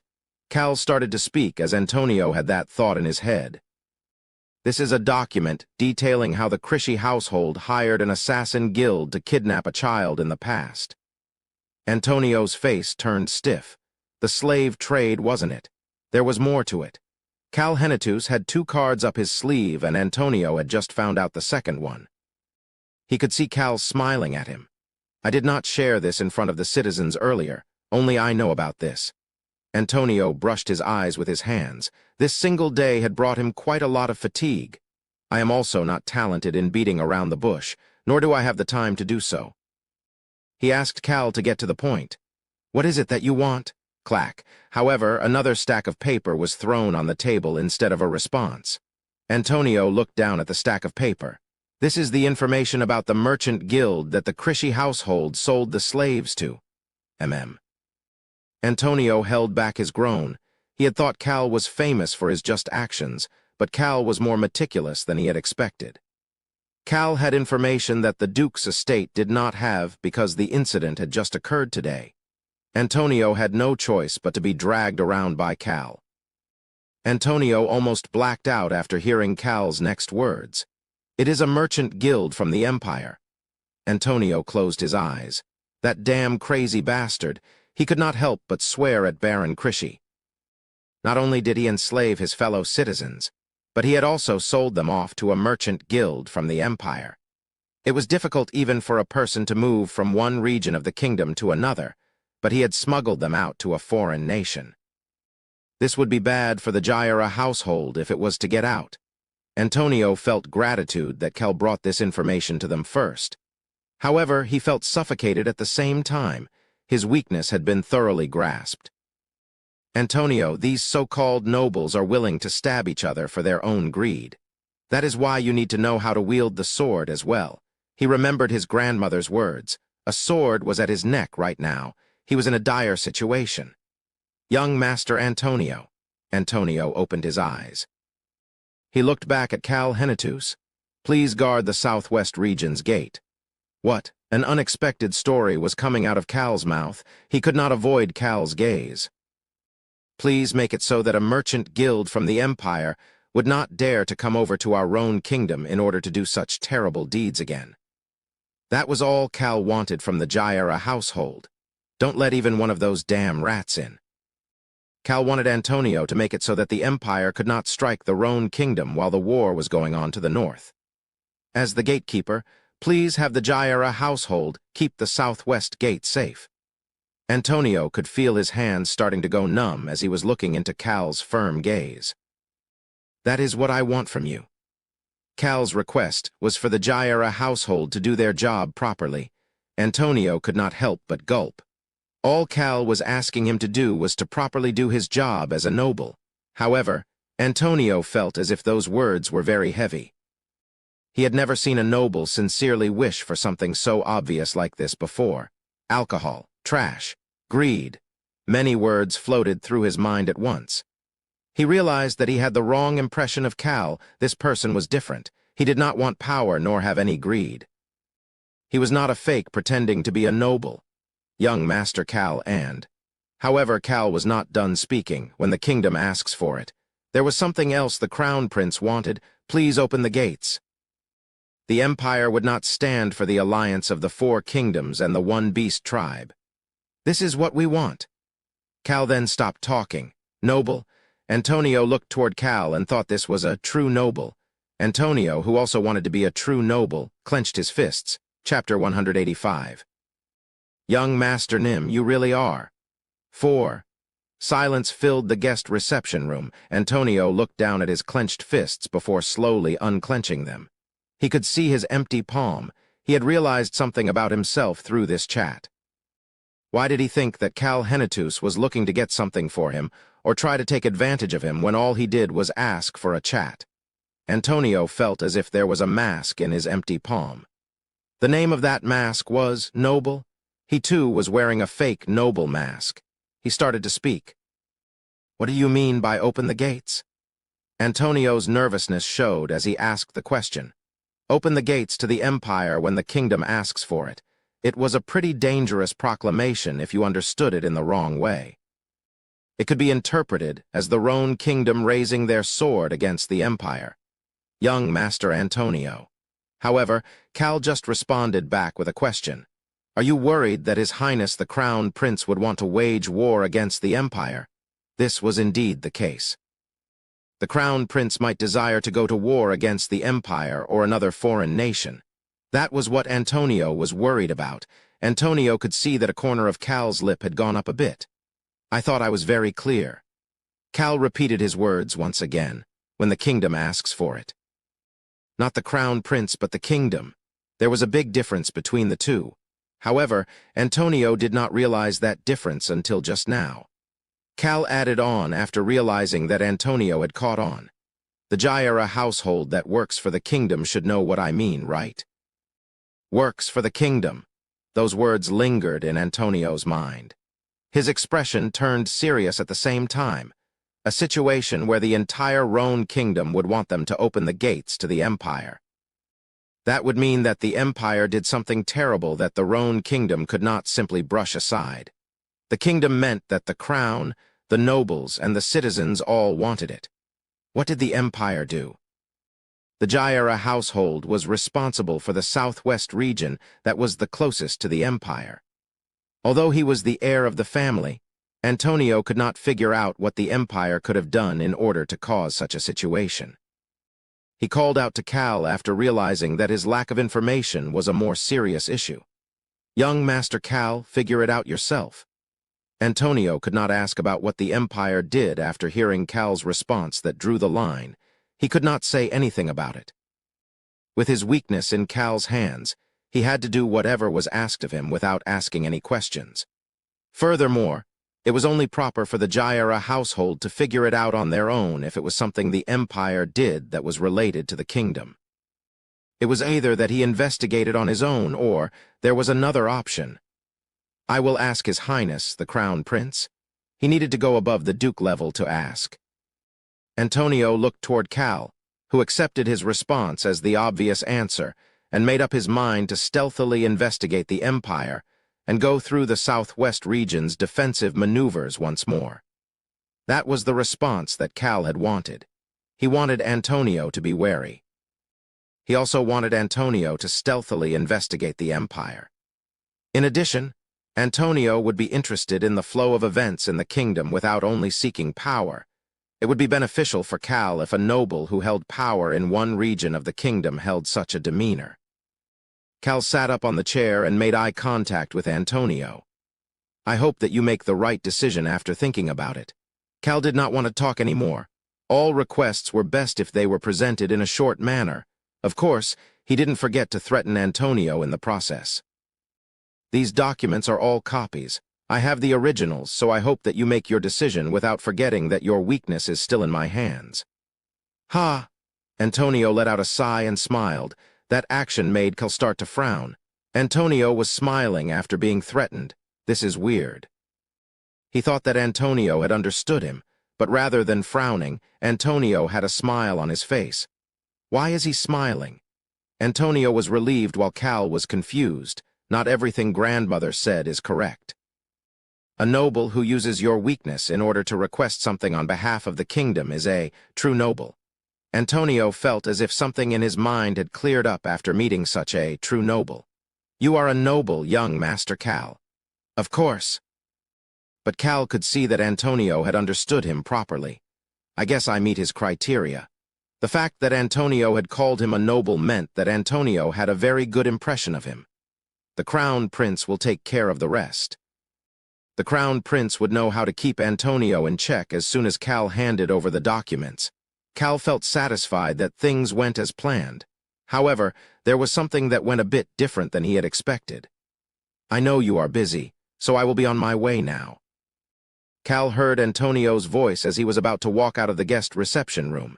"Thank you very much, young Master Cal." "Excuse me?" Cal turned around in shock. "Thank you for many things." The smiling Antonio seemed to be giving off a sense of vitality. Cal started to feel odd after seeing Antonio looking happy, contrary to his expectations. Should I have properly threatened him and taken something in the process? He had not requested any material goods from the Jaira household in order to act like a proper noble. He felt a bit disappointed, however. Cal forced a smile toward Antonio before walking out of the guest reception room. He was pretty much done with his tasks for the day. However, there was still one task remaining, but that was for tomorrow. He could not do it until after midnight. The largest guest bedroom. Cal leaned back on the comfortable bed and looked toward the video communication device. I connected it. Wee-ee-ee-ee-eeing. The screen turned on and Rayon flew over to the corner where On and Hong were sitting. There was a lot of food in front of the three children. Cal observed Rayon quietly chewing on some meat before turning his gaze toward the screen. Young Master Cal. He was naturally talking to Crown Prince Alberu. The last task he had was to report to the Crown Prince. It was always necessary to report in after creating a mess. Crown Prince Alberu was frowning. Cal understood that Alberu would find it disrespectful that he was leaning on the bed. Who wouldn't be angry after seeing someone relaxing on a bed when they had been working frantically until now? Cal, who had filled his stomach with food, felt bad for Alberu. That was why he started to speak first. "Your Highness," but Alberu cut him off. Alberu was frowning as he started to speak, almost in agony. "You really are not the kingdom's star, but the kingdom's light." "What the?" Cal's expression stiffened up. Alberu did not care as he used his glib tongue for the first time in a while. "With a light like you, our own kingdom is not even afraid of the darkness. You are not just a star, but the brightest star in our kingdom." Why is he acting like this? He started to get annoyed even though he was full and relaxed. "Your Highness, shall I sit up?" Cal tried to stop leaning on the bed and sitting up. No need to do so. I heard about it." Alberu no longer seemed to be in agony as he started to smile brightly. Someone might even think that he was out enjoying a beautiful flower field or something. However, Alberu was feeling as if he was somewhere even better than a flower field. You coughed up blood and almost fainted while trying to capture human traffickers in the Jaira territory. A part of it is true. He did not cough up blood or almost faint. You used amazing charisma in order to capture the human traffickers, destroyed their buildings with the silver shield, and rescued the imprisoned citizens. I suppose so. That was indeed what had happened. However, it seemed to be a bit exaggerated. You pretended to be drunk and observed the human traffickers through a restaurant window before confidently taking them on with just one night by your side. Could you please stop? Cal started to frown while Alberu started to smirk. Alberu seemed to be feeling good even though his face looked tired. That made Cal realize that there was no need to go into details about today's event with Alberu. "It looks like you've already heard about most of it, Your Highness." He knew that one of the Crown's informants would be in the Jaira territory. The Crown Prince was a meticulous person after all. However, he had not expected that much information to be delivered so quickly. "Yes, my informant told me about the rumors spreading through the territory." The exaggerated version Alberu discussed was what was quickly spreading throughout the Jaira territory. The Duke's estate had no way of stopping the rumors from spreading. Alberu had come to a conclusion after hearing the rumors. A good crazy bastard. Alberu did not enjoy seeing Cal smirking at his words. The other information he had received said that he did not cough up much blood, but that there was only a bit of blood. That would be why he was laying down to recover. Then he could have rested and reported to him in the morning, but he was uselessly proper and waited until past midnight to report. That was why Alberu found Cal to be the easiest to work with, even if he didn't like the bastard. It was because Cal was similar to him. What is it you need to report? He was not the cruel type to hold up a recovering person. Furthermore, this bastard was the one who would soon go to the Caro Kingdom's auction house in his stead. It is just a short report.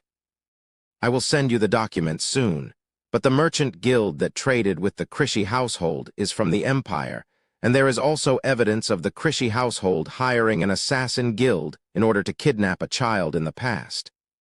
Alberu suddenly felt a headache coming on. That is a short report? Yes, Your Highness. The Jaira household will contact you soon. I put the chain on them so that you can use them as you wish. I suddenly feel tired. Cal could see that Alberu was brimming with energy, contrary to his words. When he thought about it, the Crown Prince seemed to be the happiest when he could use people to his advantage. I will hold on to the chains tightly. Yes, Your Highness. I'm sure that the wise star of our kingdom will be able to properly handle any issues that come up. Cal felt odd after finishing his sentence. He soon realized why he felt this way. It was because Alberu did not hang up even after he was finished with his report and started to flatter him. Cal stiffened up while wondering if Alberu had something else to say. Is he going to put me to work? The satisfaction he had felt from throwing the Jaira territory issue over to the Crown Prince slowly disappeared. He heard Alberu's voice at that moment. Sleep well. Click. Alberu hung up. The Crown Prince had a look on his face as if he was being forced to eat something he didn't like as he hung up. Something feels off. Cal quickly pushed the video communication device away. He then made a request to Rayon before laying down. Rayon. What is it, human? Sleep well, as the Crown Prince said. I will. Ignore the calls from the Crown Prince for a while. All right. Cal looked at Rayon's front paws that were pulling the blanket up to his neck before deciding not to pick up any of the Crown Prince's calls for a while. He then firmed his resolve once more. Within this year, no, by the end of next year, let's deal with the North and the Empire so that I can relax in the villa. Cal had such a simple desire as he fell asleep. The children, averaging 9 years old, left him alone as they chatted quietly on the side. We only got to see the desert last time we went to the Caro Kingdom. We will get to see all of it this time. I really like traveling. On quietly finished eating a slice of cake while listening to her younger siblings chat. Rayon and Hong could not hide their excitement about their next destination. Our house is good, but traveling is nice too. I agree. It's fun traveling together like this. Yeah, I'm curious about the Eastern continent too. Let's travel everywhere. We are great and mighty, so we can do it. They were saying things that would make Cal faint in shock. On peeked toward the sleeping Cal before shaking her head. However, she kept her mouth shut as she wanted her younger siblings' desires to become true. Hong and Rayon started to discuss their plans to travel the world while On just sat there in silence. Cal had a nightmare that night. Young Master Nim, you don't look too well. I had a nightmare. Cal shivered as he recalled the terrible nightmare. His dream was one where he was traveling the world with multiple baggage-like people. The vitality of the heart could not heal mental damage, so Cal looked pale for the first time in a long while. Young Master Nim. The person who came to see Cal cautiously started to speak as he looked toward the pale Cal. The Perun Kingdom's capital was a nightmare. It was the Flynn Merchant Guild's billows. He could see Cal smiling for a moment at his comment before returning to his usual stoic expression. Bago City, the capital of the Perun Kingdom. The location of the gods' Tears Lake. That lake was still on fire, and the citizens of the Perun Kingdom were talking about how this was the gods' rage or the gods' will. Although nobody was hurt nor suffered any damages from the fire, the fear and uncertainty continued to develop in the minds of the citizens. Billows was half certain that Cal's group was responsible for the fire. The fire is still not out. Cal's response made him become completely certain. Young Master Cal Henatus did something big again. Young Master Nim, just what did you do? Why do you ask? Billows started to get frustrated with Cal's casual demeanor. The North is a mess, a mess. It is a total mess. Good. Oh my goodness. Billows sighed in front of Cal for the first time. Cal ignored him and got on the carriage. Billows, let's head over to the Caro Kingdom right away. He needed to go to the auction house in order to hook a person instead of any item in the auction. He also needed to get some money in the process. Chapter 186. A small goal one, but he could not leave right away. Why are you trying to leave so early? A person with a bright smile approached Cal. Antonio Jaira was heading toward the carriage. Cal started to frown while watching him approach. Do they not get along? Billows thought that the two nobles did not get along based on their expressions. They were each close confidants of different princes. Furthermore, Cal had caused chaos in the territory by revealing the human trafficking in the Jaira territory, thus making the Jaira household face pressure from the crown and the rest of the nobles in the southwest region. This is weird. Billows found something weird about his thought process. Why only pressure the southwest? The northwest and northeast regions were quiet. The central region was currently under strict scrutiny after the Crown Prince had personally sent out an investigation squad in rage. Why were the other regions so quiet? I see. He soon realized the answer. There were no dukes or marquises in the northeast region. That was why there was no leader. However, all of the nobles in the northeast region were wary of what Count Henetus would think of their actions. On the other side, Marquis Stan's household held full control of the northwest region, and Taylor Stan, the head of the Stan household, was one of the Crown Prince's people. Billows recalled what his uncle Odious, the man who had taken control of the northwest region's underworld, had said to him in the past. Odious had casually said it, as he happily gave Billows access to his own house, when Billows was looking to create secret residences in the Magoru Empire and the Perun Kingdom. Of course I need to do it, if it is something related to young Master Cal. That is the only way for me to survive in the northwest region. The words that he had not paid much attention to in the past suddenly came in like a hook. Billows had worked with Cal multiple times, but he did not know everything Cal had done, nor did he know about all of Cal's connections. Have I ever worked with someone without knowing much about them? Billows felt chills on his back after having that thought. It was at that moment he heard Cal mumbling quietly while looking at the approaching Antonio Jaira. So annoying. He really seemed to be annoyed. Billows's expression changed a bit after hearing that. This wasn't the type of annoyance you felt from running into your enemy and being put in a terrible situation. It was more like the annoyance you feel when someone wakes you up. Antonio's actions were different than Billows had expected as well. Cal and Antonio.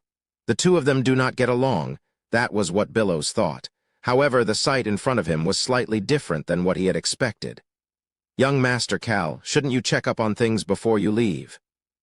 Cal got off the carriage in order to follow proper etiquette and stood in front of Antonio. I'm sure that it was done properly since it was the Jaira household that did it. With that being the case, is there a reason for me to check? I see.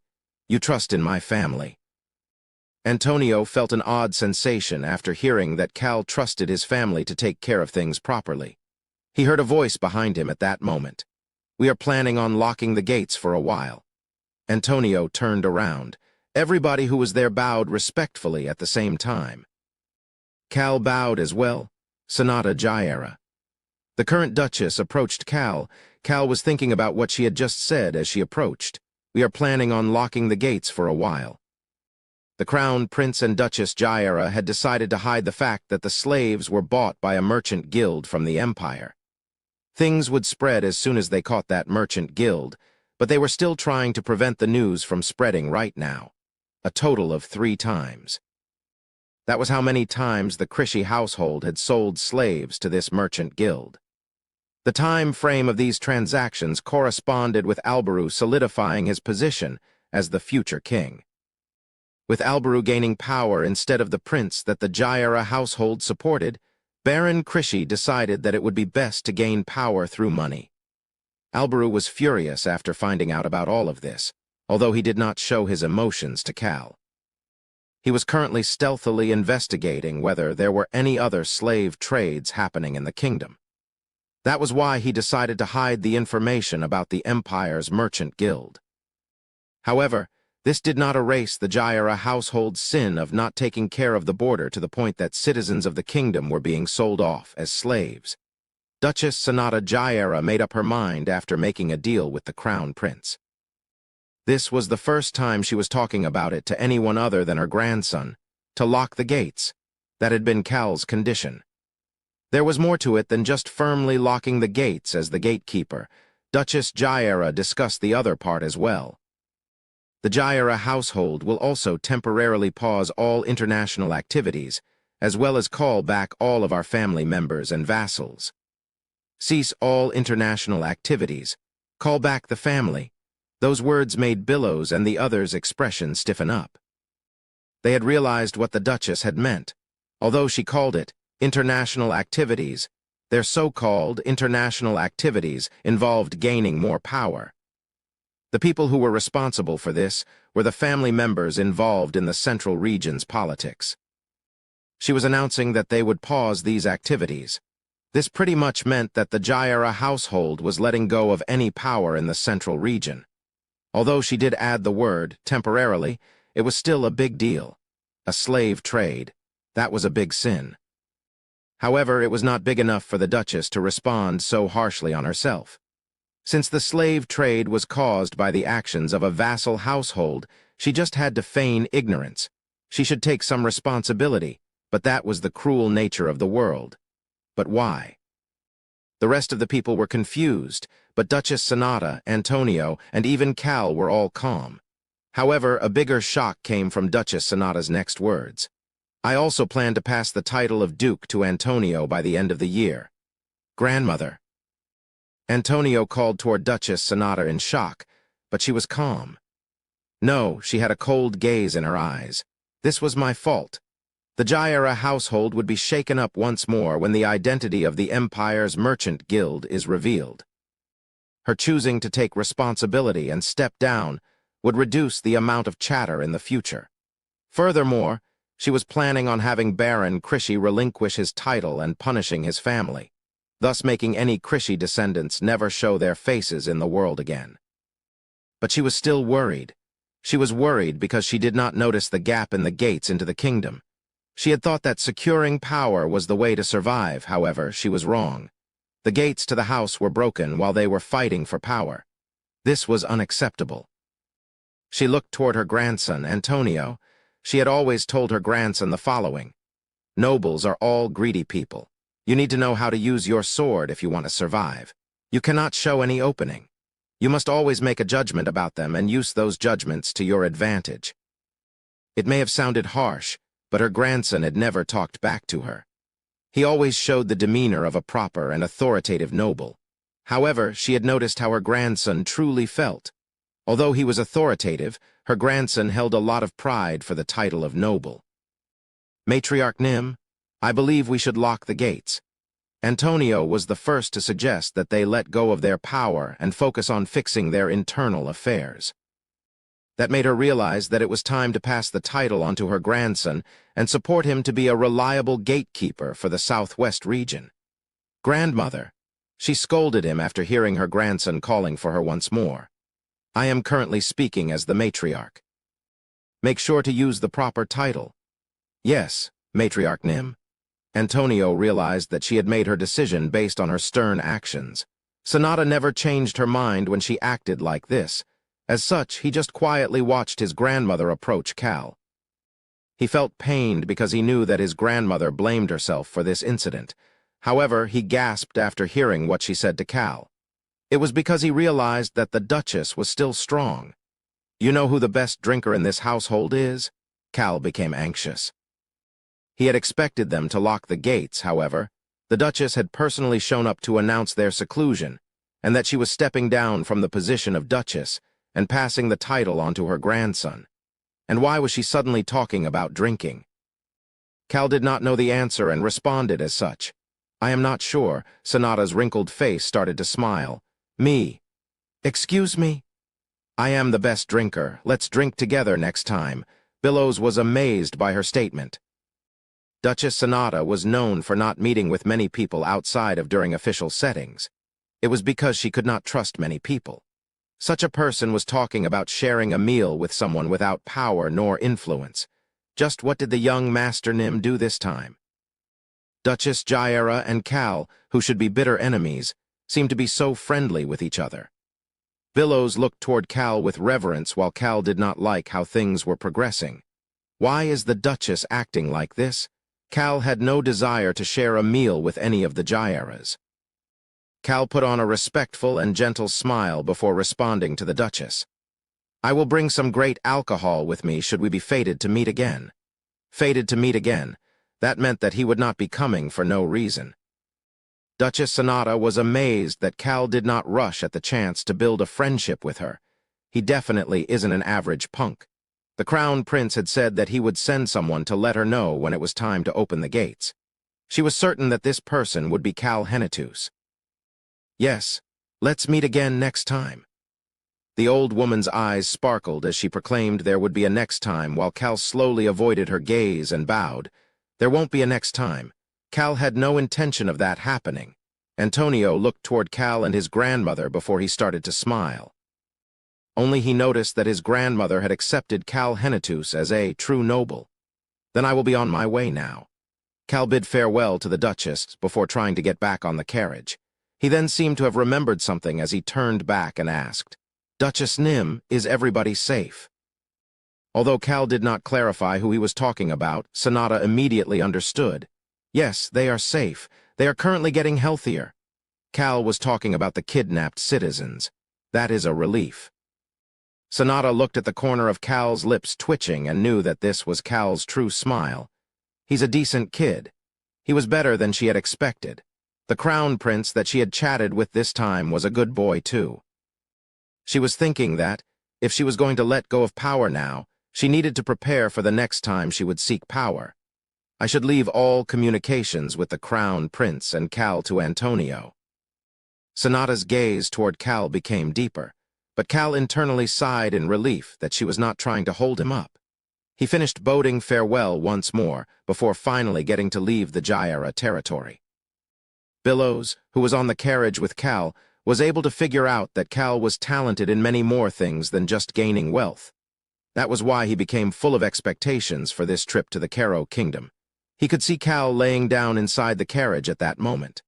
Ha, so tiring. Cal was frowning and seemed to find everything annoying. Meow. The silver kitten bit down on a pillow and dragged it next to Cal's head.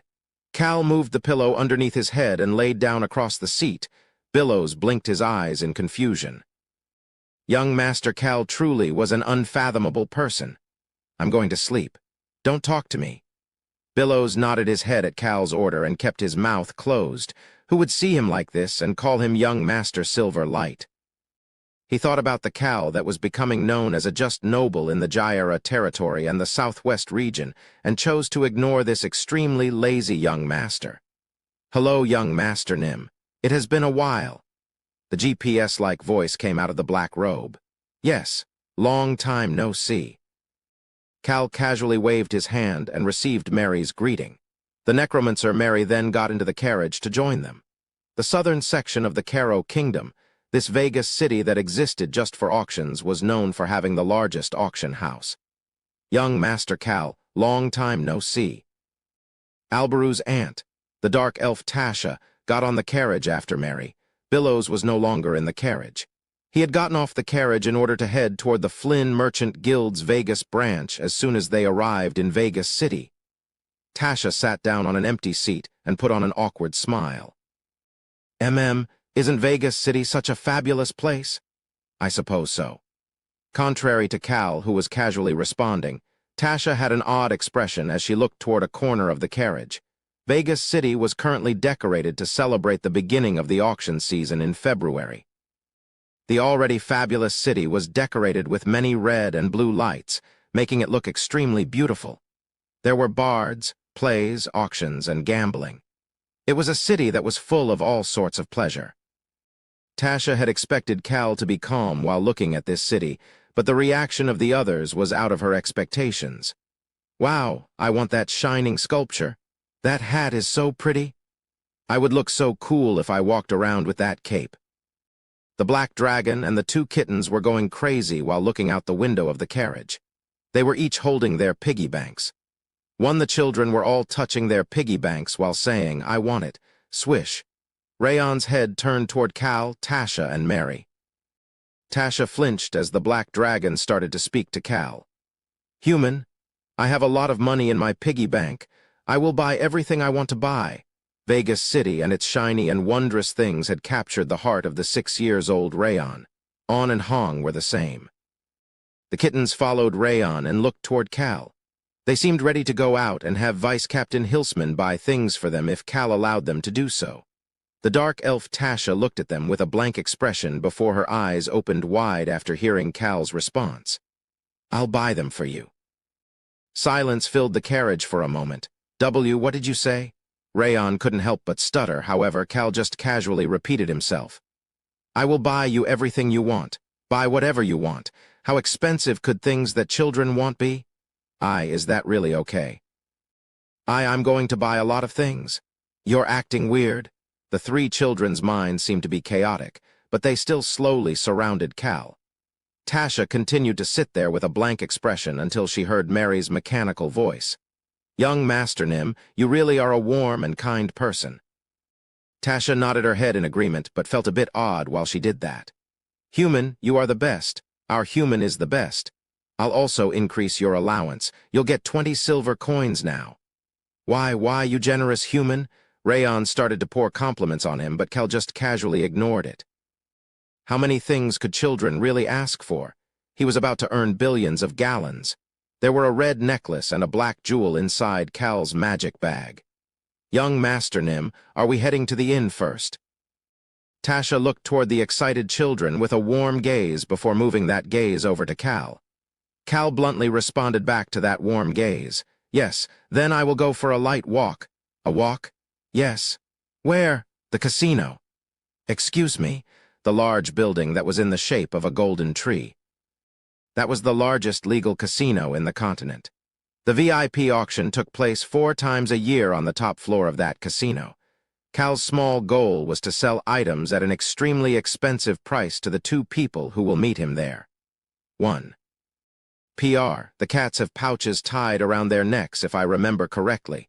Either that or they are using Rayon as their portable piggy bank. Chapter 187. A small goal 2. Human W. What are these things? Meow, meow. They had come out for a walk. It was a stroll to the casino. Cal casually walked while looking at the fancy fountain, the magic gambling devices, and the tables to one side of the first floor. Human, did you just see that? He put in a copper coin, and the magic device returned a gold coin. The invisible 6-year-old dragon's eyes were hurriedly looking around the first floor. There definitely was not any magic that would turn 1 copper coin into numerous gold coins. Both magic and alchemy returned something equivalent to the item you sacrificed. You used mana to create fire or wind. Something like that. The black dragon quickly figured out that you needed to line up the pictures of the same fruit to win on these magic gambling devices. The intelligent dragon that had experienced the world for the past 2 years shared his thoughts with Cal. "Human, do you want to loot these magic devices?" "Egu." Cal was flabbergasted. He was amazed at the same time. Dragons really are different. Rather than trying out these gambling magic devices that resembled slot machines of his previous world, the dragon instead wanted to steal the device and break it apart in order to see how it worked. Cal did feel a sense of satisfaction, but feigned ignorance as he asked, "Why?" The floor was so loud that nobody was paying attention to Cal, who was talking while holding a small kitten in his arms. Only Vice Captain Hilsman, who had Hong in his arms and Billows behind him, looked at him with confusion. Cal naturally did not pay attention to the 2 of them. "What do you mean, why?" "We need to figure out how they work." "How could you not know that?" "Huo, and then I will be able to take all of the money from here." "I will use 1 silver coin from my piggy bank in order to rake it all in." Cal's expression turned stiff. A dragon really was amazing. Rayon was thinking even more practically than Cal. Cal seriously considered Rayon's suggestion before seeing someone put in 1 copper coin. which was 1 pound in the Caro Kingdom's currency, into a machine, and then turning away. Resignation, anticipation, desperation, obsession, and despair. Cal didn't want to take the money that was gathered through the collection of all of these emotions. Wouldn't it be better to steal from wealthier people if he was going to steal? Young Master Nim, over there. Billows stealthily pointed in a direction. Cal's gaze headed toward the innermost section of the first floor. They were in a building in the shape of a large golden tree. They called it the Golden Tree because you might strike gold in here. This was the Caro Kingdom's legal casino. Anybody could get in if they paid 1 silver coin or 10 crowns. There were fountains in the center of the first floor that were visible once you went into the building. Once you got past the assortment of fountains, there was a path that started with a golden door. It was the path to the upper levels that were known as the fruit of the Golden Tree. A single person was currently going through that path right now. This was one of the 2 people that Cal had Billows send invitations to attend the auction. It was a middle-aged man who seemed to be in his 50s with a solemn expression on his face. However, even with the solemn expression, he reminded Cal of a Korean congressman, but more like an extremely corrupt one. That seemed to describe this man perfectly. Cal was calm while Billows let out a gasp and continued to stare at the middle-aged man in the path. I didn't expect the merchant guild leader to actually come. The middle-aged man was a merchant guild leader.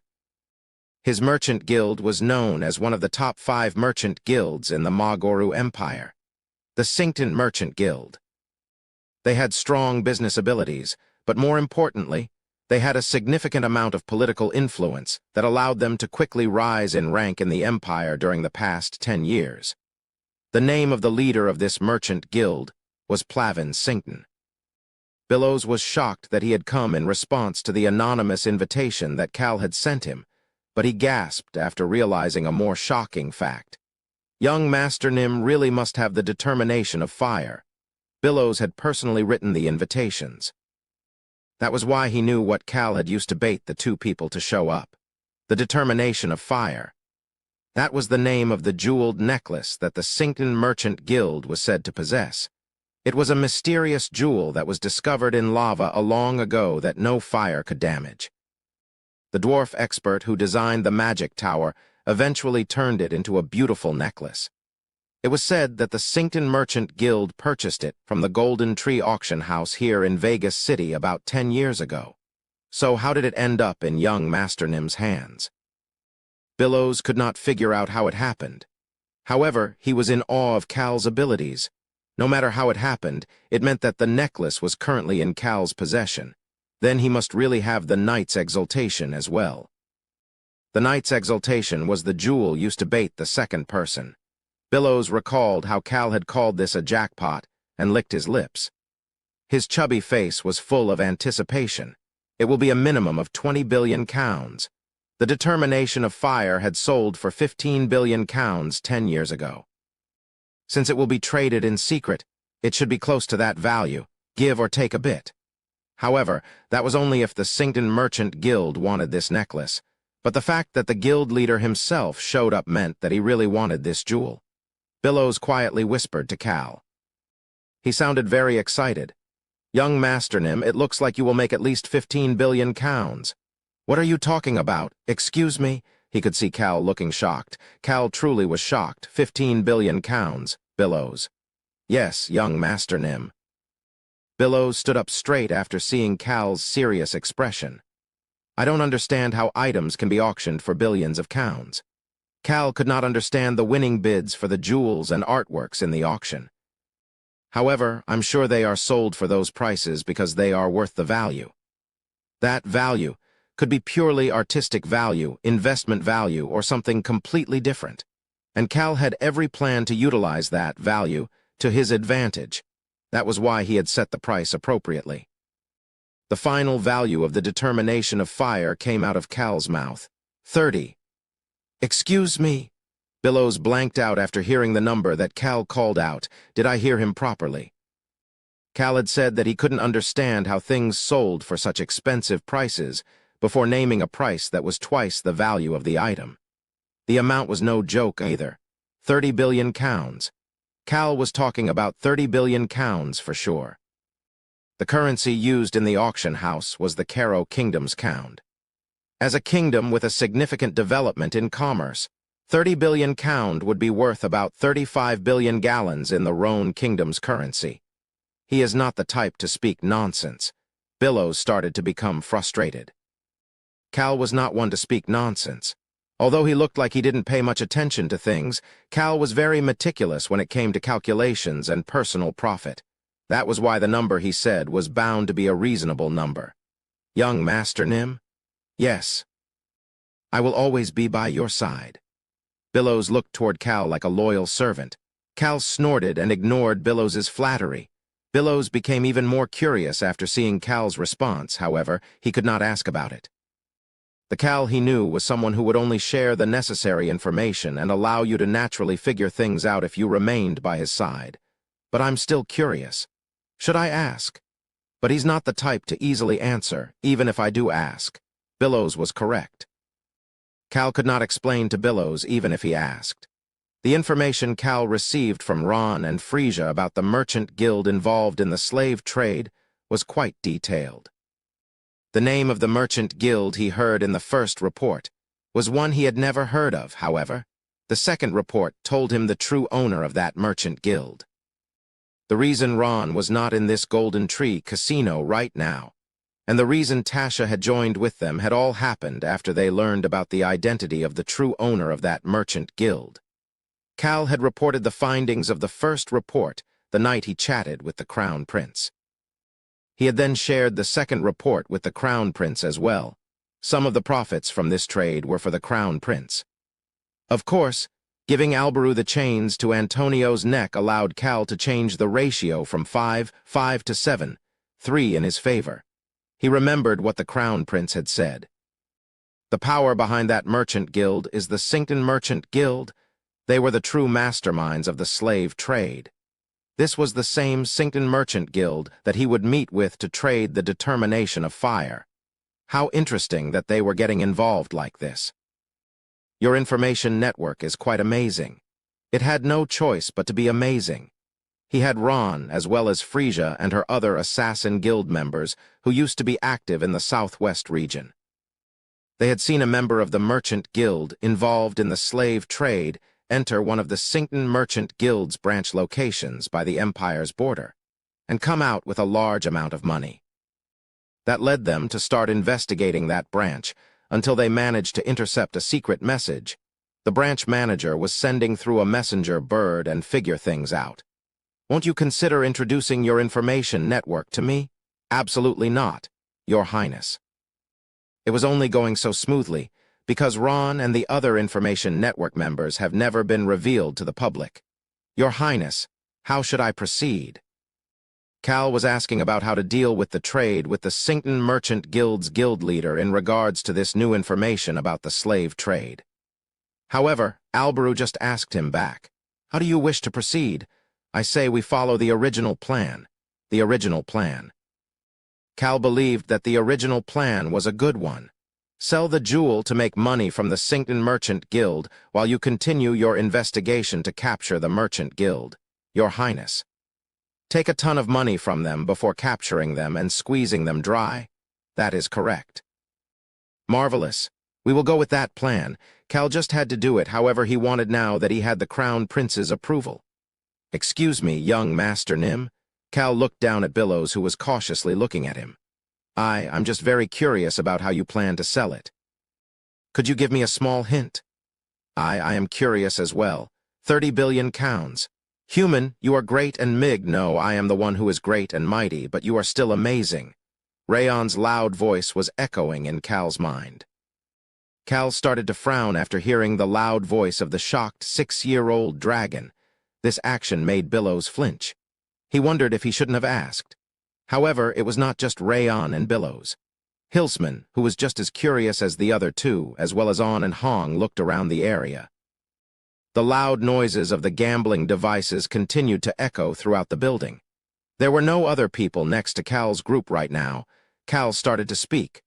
Think about how the Sinkton Merchant Guild reached their current position. That is the answer. Billows, who had attentively listened to Cal, looked confused. However, Cal was smiling. How did the Sinkton Merchant Guild reach their current position? This was a merchant guild that rose quickly in the past 10 years. They had the best relationship with the Empire's royalty. They were determined to be a merchant guild with significant political influence. This was something that both Billows and Cal knew about. Furthermore, Cal knew something else as well. The determination of fire was found in the Pope's secret area. Although it was said to be in the Sinkton Merchant Guild's possession since about 10 years ago, Cal had found this necklace among the Pope's belongings. What could that mean? Either the Sinkton Merchant Guild offered it to the Pope, or the Pope ordered the Sinkton Merchant Guild to get it for him in the first place. It was bound to be one of those two options. And that information would make the Sinkton Merchant Guild's guild leader's heart go wild with uncertainty. The current relationship between the Church of the Sun God and the Empire explained everything for him. The Sinkton Merchant Guild is said to be good with politics, but they have their feet in both sides, and that would be the unfavorable factor for them from here. Cal thought about the Merchant Guild leader flopping like a fish caught in a hook. That image automatically filled his mind. Cal was not planning on just taking a ton of money from him. You shouldn't return a weakness so easily. Furthermore, there were two weaknesses this time. The necklace they offered to the Pope and the slave trade. It was easy to imagine how the Sinkton Merchant Guild had risen so quickly since about 10 years ago. The alchemist's bell tower stopped using the orphans and children of the slums around that time. The Sinkton Merchant Guild was one of the main partners providing them with other people to experiment on since then. That must be how they continued to grow. Cal heard Rayon's voice in his head. Rayon was still amazed. "Human, I will collect about that much as well." "Human, where do you plan on spending that money?" "Buy me some apple pies. Why not?" Cal casually nodded his head, of course. He had already decided how he was going to use a portion of the money. Cal had created 2 copies of the information regarding the Sinkton Merchant Guild that he had gathered through Ron and Frisia. One was the copy that he handed to the Crown Prince. The other was the copy to hand to the alcoholic alchemist and the cat knight Rex, who were both currently hiding in the Empire and gathering their forces. Of course, he would pass this on to them much later. I have to take everything from them. Cal was planning on slowly taking everything from the Sinkton Merchant Guild. He felt as if that would be the only way to forget those expressions of despair that he saw on the faces of the people imprisoned in the slave traders' basements. Make some money as well. Very good. It was quite a favorable plan. "Human, why are you suddenly smiling like you are about to scam someone? I just need 1 apple pie." Cal ignored Rayon's comment as usual before looking toward the other person Billows was pointing at. It seems as if they are the person that person sent. The other jewel? The knight's exaltation. Cal's gaze moved toward a single person. It was a priest wearing a regular priest robe. He was carrying healing tools as he quickly disappeared through the golden door. The robe has the crest of the Church of the Sun God on it. The Caro Kingdom had the 2nd highest number of Sun God believers on the continent.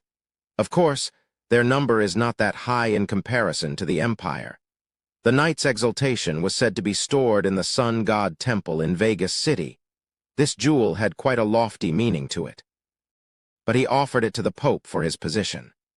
The second individual was the bishop of the Caro Kingdom's Church of the Sun God.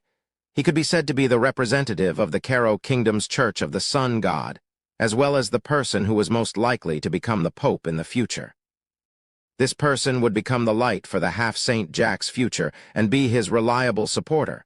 Of course, it will not be of his own free will. He would have no choice. Jack was the one who will become the next Pope of the Church of the Sun God. Human. What kind of scam are you planning that you are smiling so much? Maybe it was because he was in such a vibrant city, but Cal could not help but laugh. Chapter 188. A small goal 3. Shouldn't he move now since he was so happy? This VIP auction that took place in February in order to welcome the new year lasted 3 days and stealthily took place on the top floor of the Golden Tree Casino. However, it was difficult to call it a secret auction. because the dates and participants were all easily discovered. Of course, everybody wears masks inside, however, it was still possible to figure out their identities based on Vegas City's guest log. The reason this was still called a secret auction, even though this was the case, was because nobody had any idea about what they would auction off until the auction started. The Golden Tree administrators never discussed the items that were to be auctioned off. It was because they had taken a vow of death in front of a priest of the god of death to keep their mouths shut. But there are bound to be rumors. If a rare item is discovered in the Western continent prior to the secret auction, and people are unable to determine who is in possession of the item, the first thing they think about is the secret auction. Thanks to that, all sorts of rumors spread to the VIPs, as well as the regular citizens. That was the reason Cal had sent some information to the Sinkton Guild leader and the Caro Kingdom's sun god bishop, Hilsman. Flick, flick. Hilsman immediately walked up after seeing Cal motioning for him. 30 billion pounds. 30, thir. Although he was moving quickly, the only thing on Hilsman's mind was the number that Cal had just called out. Do I need to report this to the Count Nim? Hilsman was debating whether he needed to tell Count Daruth Henetus about this, because of the large amount of money involved. He had not expected it to be for a sum of money that would be considered large, even for the wealthy territory. Cal whispered in his ear at that moment, Hilsman. Yes, yes, sir. His response made it clear that he was thinking about something else. However, Cal was not the type of liege to make a fuss about such a thing. Of course, they had not completed a proper knighting ceremony, so Cal was just the liege in Hilsman's mind. Do not tell my father about this. I am preparing this as an emergency fund. Emergency fund. Isn't this too large of an amount to save as an emergency fund? Hilsman could not believe it. Don't you already have an idea about what is going to happen later this year? Ah, Hilsman let out a small gasp. The upcoming year. Although he couldn't know about everything Cal did, he had caught on to a few things while following behind him. The things that he could gather the most information about were related to the Empire and the Northern Alliance, and those bastards as well. Hilsman finally realized what the emergency fund was for. At the same time, he felt as if he could understand what Cal was thinking about. He is saving up money in case the Hetenus territory or the kingdom ends up in dire straits during the war.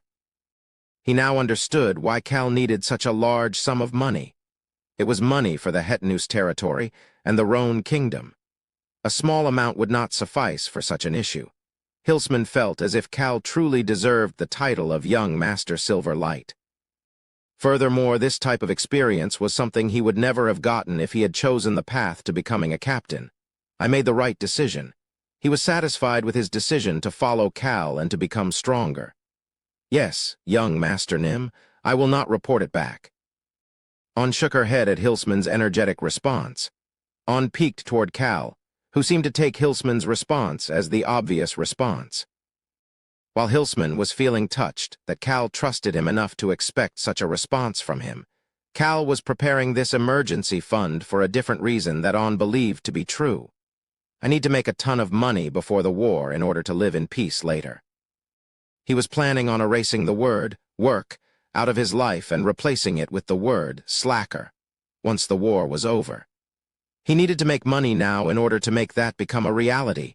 Cal had made up his mind to make that future become true.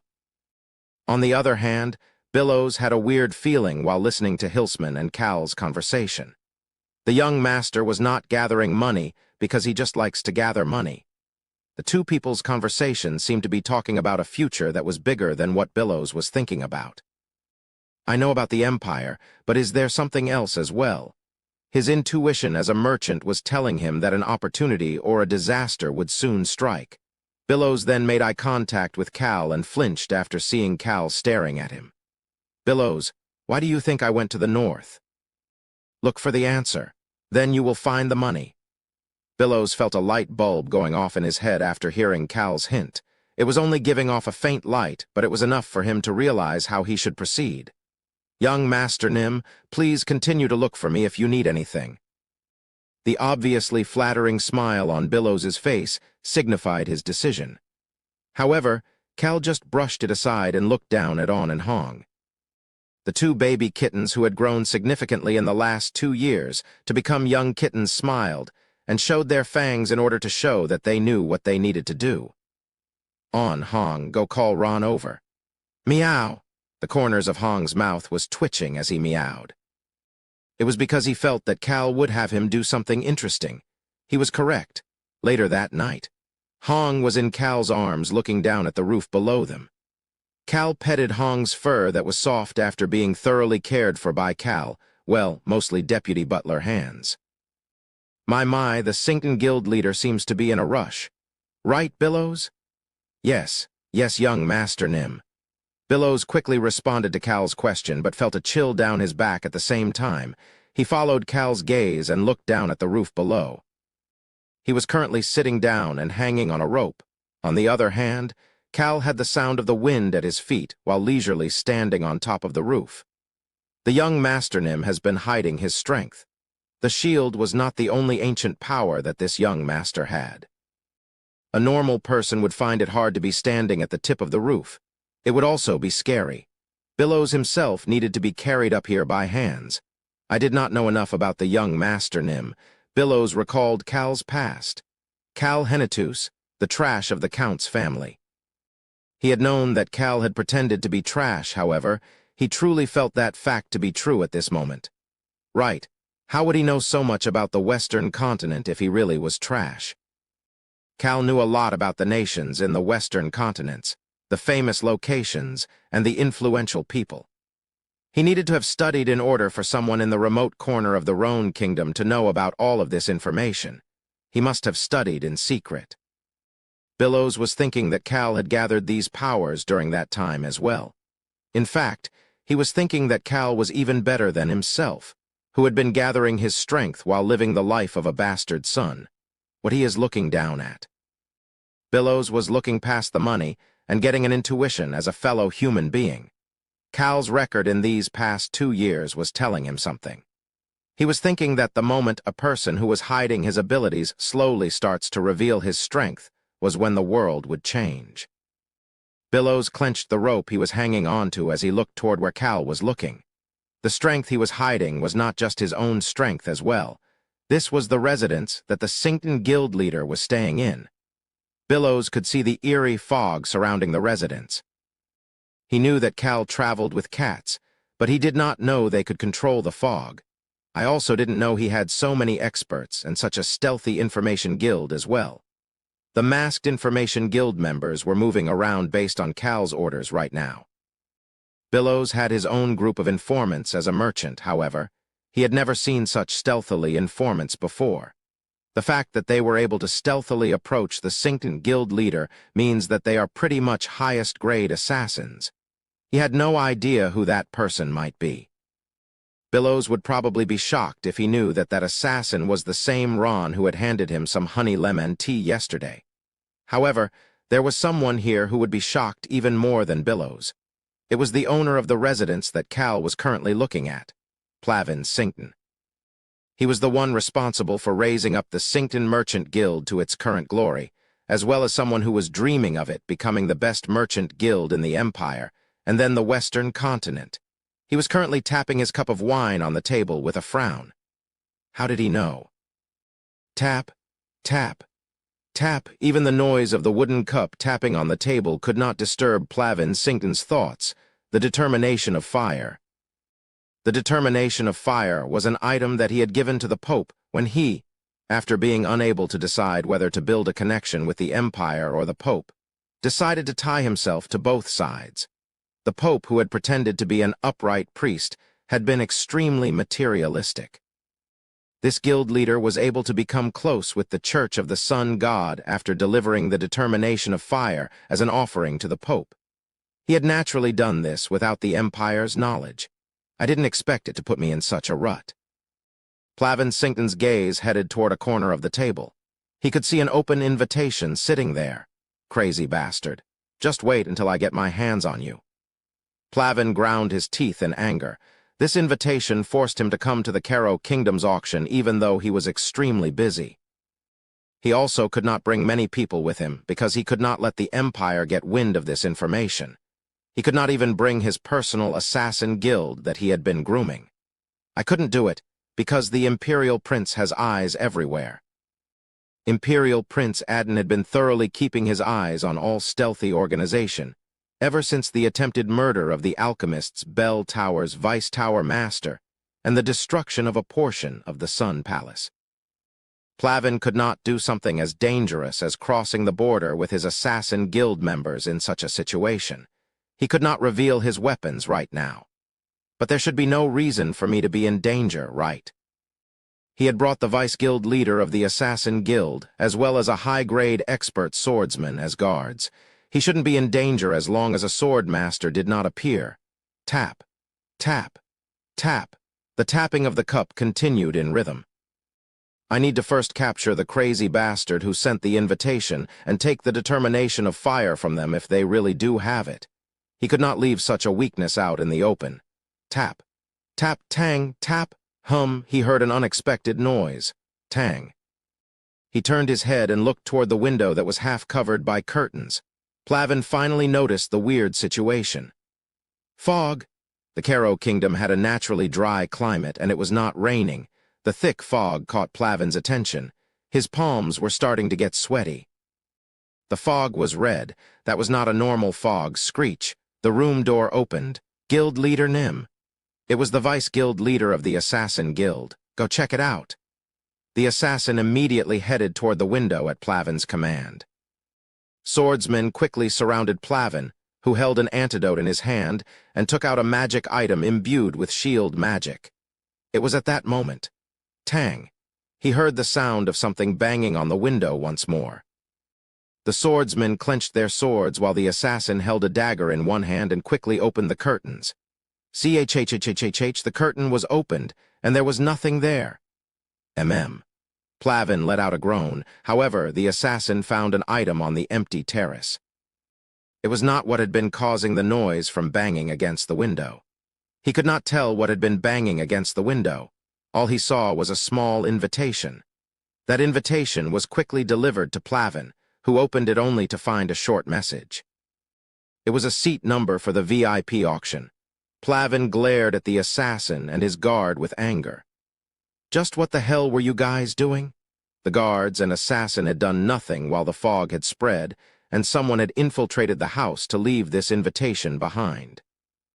However, Plavin, who was about to get angry, could not help but become shocked at the high-grade expert's response.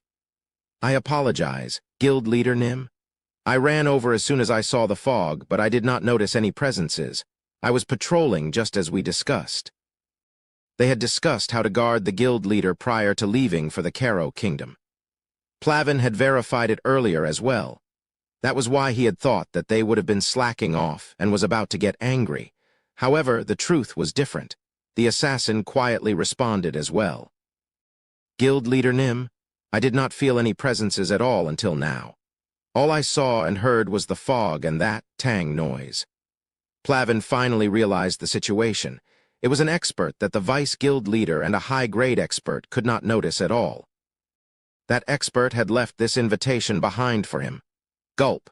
Plavin could not help but gulp. He had goosebumps all over his body as he continued to glare at the seat number listed on the invitation. He now had another reason to go to this seat on the first day of the VIP auction. That reason was fear. Young Master Nim, I am back. The masked Ron reported with his voice still disguised. Cal turned his gaze away from the residence. Let's go. The residence was quiet once the red fog disappeared. Cal hoped that the Sinkton guild leader would understand his situation while sitting in that silence. The next morning, Cal headed toward the golden tree with a newly purchased magic bag. This was naturally an empty magic bag to be filled with 30 billion pounds. Chapter 189. A small goal 4. The top floor of the golden tree. This location, that was the highest spot in Vegas City, was as quiet as a theater waiting for a play to start, although there were some whispers down below. Click. The Sinkton Guild leader Plavin opened the door to R3. The auction house for the VIP auction had seats from 1-5. However, there were VIP sections as well. R. This was the symbol for the terrace where you could see the auction platform, as well as the seats below. The auction house had a total of 8 terraces like this, and they were all labeled by the letter R. It was possible to see the entire platform, but most importantly, the terrace had a sound barrier and made it easier to hide your identity in comparison to the other seats. Plavin Sinkton entered terrace number 3 while wearing a mask that was embedded with beautiful jewels. Screech. He opened the curtains covering the terrace. Plavin had to find a seat in R3 at short notice, however. It was not difficult as the seat originally assigned to the Sinkton Merchant Guild, which was one of the top 5 merchant guilds in the Empire, was within the 8 terraces. The number itself was not important. "Guild leader Nim, shall I bring some tea?" Plavin turned toward the voice. The participants inside the auction house could bring one servant with them. Knights and mages could not come with them. That was why Plavin had brought the Assassin Guild's vice-guild leader as his servant. No need. Plavin did not even sit at the luxurious couch as he looked around the terrace. Is he on terrace 4? That bastard. Where could the crazy bastard with the determination of fire be located? That was the only thing Plavin was focused on right now. The 8 terraces were all paired up, however. There was a thick wall between the paired terraces in order to make it difficult to know who was on the other terraces. Plavin licked his lips with his tongue. Just how are we going to meet? He had no idea about how the person would approach him. He asked the assassin a question. "The Flynn Merchant Guild is on terrace 4? "Yes, sir. It is said to be Billows, who is second in line to succeed the leader." From terrace 1 to terrace 8, the Sinkton Guild leader had used all of his information networks in order to figure out who was on each terrace. Is the Flynn Merchant Guild's successor the crazy bastard Billows? The bastard son of the Flynn Merchant Guild's guild leader, was still young. But most importantly, he had never gone near the Empire's Vatican, nor had he had any contact with the Pope. It is possible that I just didn't know. It could be that he was looking down on the Flynn Merchant Guild, however. His instincts that had been honed through years of experience were telling him something. It was not the Flynn Merchant Guild. They were not at that level. He was close to certain that his intuition was correct. It was a more difficult existence to determine. That seemed to be the crazy bastard's identity. It will start soon. How about we sit down for now? Sure. Plavin realized that he had been overly anxious after hearing the assassin's comment. His face underneath the beautiful mask was extremely nervous. The Flynn Merchant Guild's successor apparently already entered Terrace 4. Plavin was the last to enter Terrace R. The staff of the Golden Tree Auction House had closed the entrance to the terrace as soon as he entered. Talented swordsmen were said to be guarding outside the door, but they are probably still weaker than that crazy bastard. Plavin hated the person blackmailing him, but still wanted to see who it was. Is this what it feels like to be dragged around? The Merchant Guild leader had changed his goal after last night. The original goal was to reveal the person and take the necklace away, however. It had now changed into making a deal. A mutually beneficial deal. This meeting would not be too bad if it was a mutually beneficial deal. Plavin made up his mind to put his know-how, that he had gained after so many years to use. Of course, he had no idea that the phrase mutually beneficial deal was not in the other person's mind. Boom, he started to hear the sound of a drum beating. It is starting. Yes. Plavin sat up straight at the assassin's words and casually looked down at the platform. The auctioneer for the auction walked up to the beat of the drum. The auctioneer was also wearing a fancy mask as he spoke into the amplification magic device. Nice to meet you. Thank you very much for joining us in this New Year celebration VIP auction. Contrary to his respectful tone, the auctioneer's demeanor did not seem respectful at all. He increased the anticipation for the items that were about to come out with some brief descriptions. Our VIP auction is famous for bringing out one best item every day for the duration of the 3 days. The auctioneer shared the theme of this VIP auction. The theme of this auction is Beast People. Of course, we do not put living beasts up for auction. We despise barbaric acts such as slavery. Ha ha! The assassin peeked toward Plavin, Ainz Audioverse was someone who had risen to his current position through that barbaric slave trade. However, the assassin ignored the auctioneer's words after seeing the guild leader's calm demeanor. Then we will start with the first item. The first item was brought up to the platform, and the audience applauded the start of the auction. Clap, clap, clap. Ainz did not clap, as he simply continued to look down at the platform. Clap, clap, clap, tap. He heard a different noise amongst the applause. Ainz Audioverse's body quickly stiffened up. The assassin quickly moved behind Ainz and clenched the dagger that was inside of his chest pocket. The small noise that they had just heard. That noise had come from the railing. It was as if someone had stepped onto the railing in order to enter the terrace. The starting bid is 100 million pounds. It was the moment he heard the auctioneer's excited voice, screech. The curtains closed. Ainz could not take his eyes away from the curtain that closed by itself. Click. He also did not see any intruders, but the inner door to the terrace was locked by itself as well. Ainz clenched the shield magic device in his chest pocket. I don't think there will be a reason for you to activate your shield. He heard a voice even though he did not see anybody. Young. It was the voice of a young man. Ainz's hand that was clenching the magic device started to shake. The man did not care as he continued to speak. An assassin as your servant. Isn't that too vicious? Put away your dagger. Ha! Ainz could hear the nervous sigh of the assassin behind him. The merchant guild leader and the assassin. Both of them had the same thought in their heads right now, an expert. They were thinking that this invisible man was an expert. Clunk. The table in front of Ainz started to move.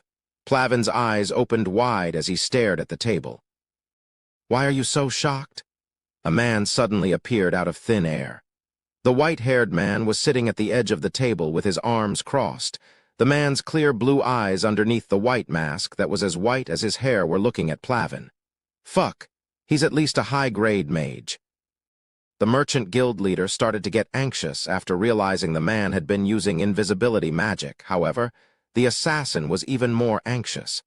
He is a mage and a warrior. This man had realized he was about to take his dagger out. That alone signaled that the man was involved in martial arts. He was at least a high-grade mage and a fighter. The assassin got a headache after thinking about the man's stealthiness and the red fog from the night before as well. However, the intruder in front of them, Cal, was just saying whatever Rayon was telling him in his mind. Human, aren't I great? Shield magic device, invisibility, and the dagger. Rayon had explained everything to Cal. What a useful dragon.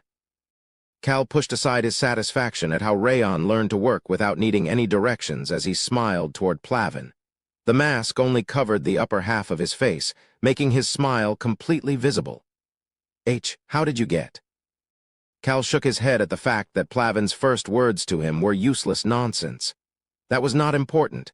Cal took a necklace out of his chest pocket. Clang! He hung the necklace on his index finger and started to shake it. Ainz's gaze was stuck on the determination of fire. He heard the white-haired man's voice at that moment. 30. That number brought Ainz back to his senses as he clenched onto the armrest and started to frown. Who the hell are you? How dare you do this to me? Hey, Cal let out a sigh. How boring. What? He had no intention to listen to such a boring response. That was why Cal just said what he needed to say. 30 billion pounds. Ainz, who was about to get angry, stopped moving. 30 billion pounds. He finally understood what Cal was saying. He immediately responded back in shock. What crazy nonsense? Then should I go to the Imperial Prince? The white-haired man responded back in an arrogant and annoyed voice. He was giving off an aura that made it difficult to even approach him. Ainz wanted to get angry, but the gaze of the man made it difficult for him to breathe. Cal was using a bit of the dominating aura as he spoke to Ainz and the assassin. Ainz Audioverse. Ainz could only stare at the man who was spinning the determination of fire as if it was a toy. This was because he had no idea what the man would say. The Empire and the Church of the Sun God. Which has the longer history? It was an unexpected question. However, it was something anybody could easily answer. It was naturally the Church of the Sun God. The Church had been around longer than the Empire. This was because the Sun God had existed for much longer than the Empire. It was a simple question. Plavin's expression changed as well. The man in the white mask confidently continued to speak. There is a reason something lasts so long. The Church of the Sun God had survived much longer than the Empire. In fact, the roots of the Church of the Sun God had been around before the Empire had even set its foundation in the Western continent. Plavin recalled the many religions and kingdoms that had disappeared throughout history. He had included the Church of the Sun God in that list not too long ago. That was why he took the side of the Empire and had planned on retrieving the determination of fire in order to end all of his relations to the Church of the Sun God.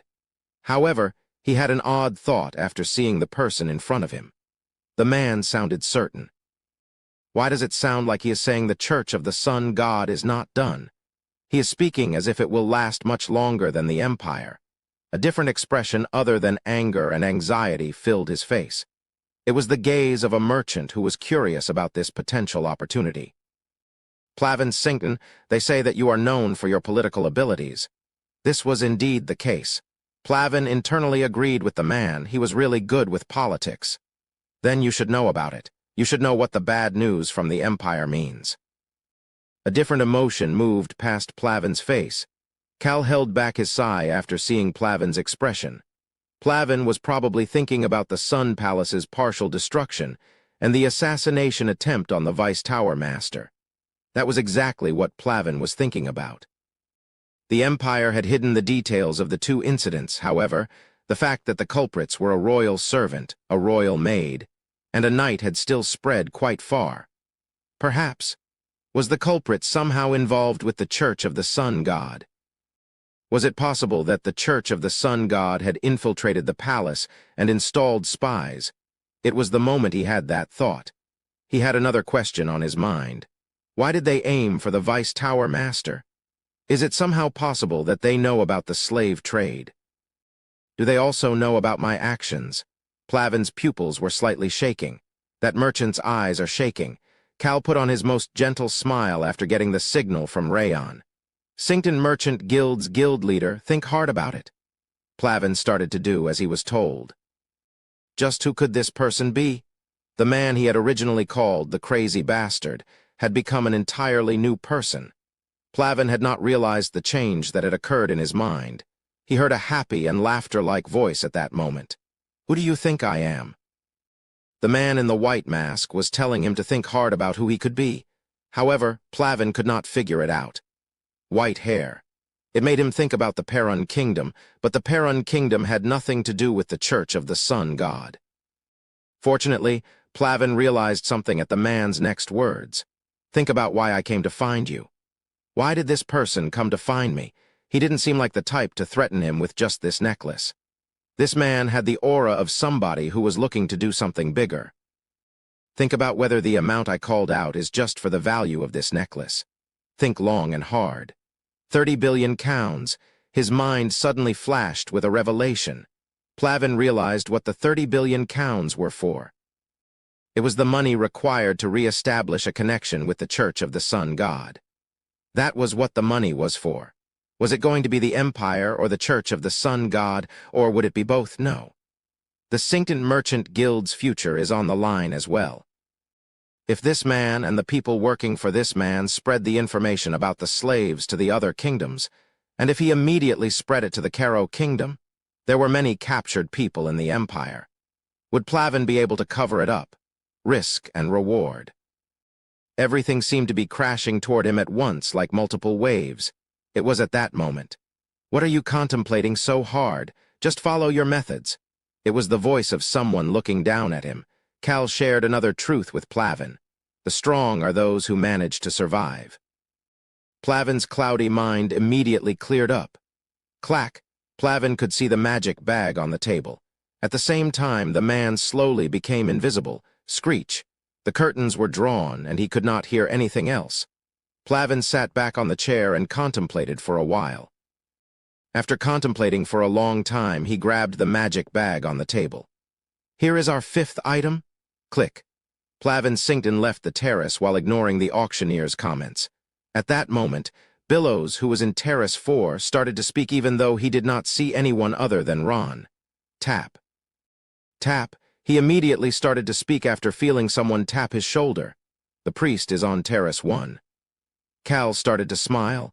Cal was planning on having a private auction on the last day. The knight's exultation. Cal did not decide on the price for that one. I'll take as much as he gives me. The person with a sense of urgency would take care of that on his own. Chapter 190. A small goal 5, second day of the VIP auction. Billows couldn't help but wonder what he was doing right now. Are you resting today, young Master Nim? Yes, slurp. Ah, I got some on me. Cal wiped away the sauce near his mouth. He then thought about how he always ate a chicken skewer no matter where he went as he stood in front of a toy store. Meow. Yes, let's start with the toy store. They were currently in the southern part of Vegas City, which was the area that was the most densely packed with shops. Many tourists went through this street daily.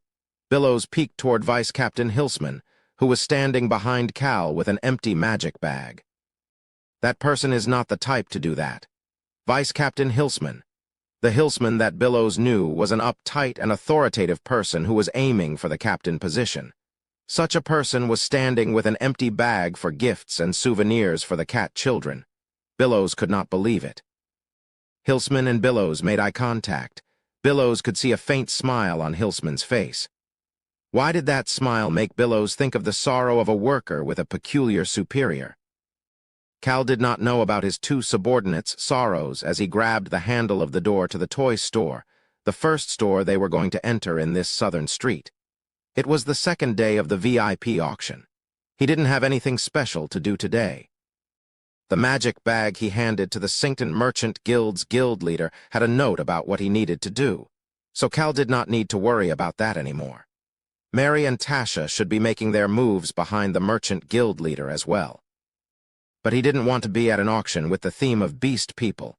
If it was not living beast people, what else could they be auctioning off? Humans are the cruelest of all of the races. There were weapons and items that once belonged to famous beast people, however. The majority of the auctioned items were the remains of beautiful or unique beast people. For example, a white lion's pure white hide, accessories made of a whale's beautiful blue hair, and other things like that. He couldn't take his beast children into an auction like that. Cal started to frown as he pulled open the door. It was at that moment. Clack, a kitten paw slapped the back of Cal's hand. It hurt a bit. Meow, it was On. Why is she acting like this? On never acted like this. The fact that it was On and not Hong made Cal look at her in confusion. He noticed that On's gaze looked weird. He felt as if she was thinking he was pathetic and looking at him with pity. Cal felt weird receiving such a gaze from a 12-year-old. He quickly turned his eyes toward Hong instead. Hong just seemed to be happy as he was twitching his ears and looking around the toy store. Cal heard Rayon's voice at that moment. Human, what are you doing? Hurry up and buy whatever it is you want to buy. Cal flinched. Whatever it is I want to buy, something seemed off. Cal was thinking about buying toys for the children averaging 9 years old, but for some reason, it felt as if Rayon was thinking he was going here for something he wanted. The strength in the hand holding the door handle quickly disappeared. Human, don't you want to buy toys? Hurry up and go in. I'll be out here people watching. Just make it fast. This is weird.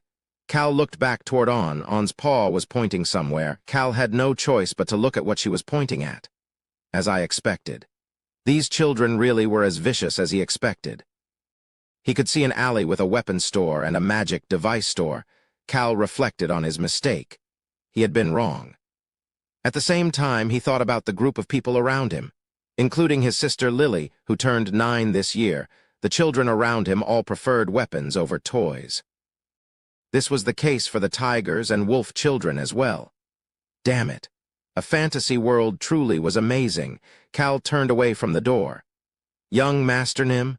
Billows called out to Cal, who suddenly changed directions, but Cal headed toward the alley without responding back.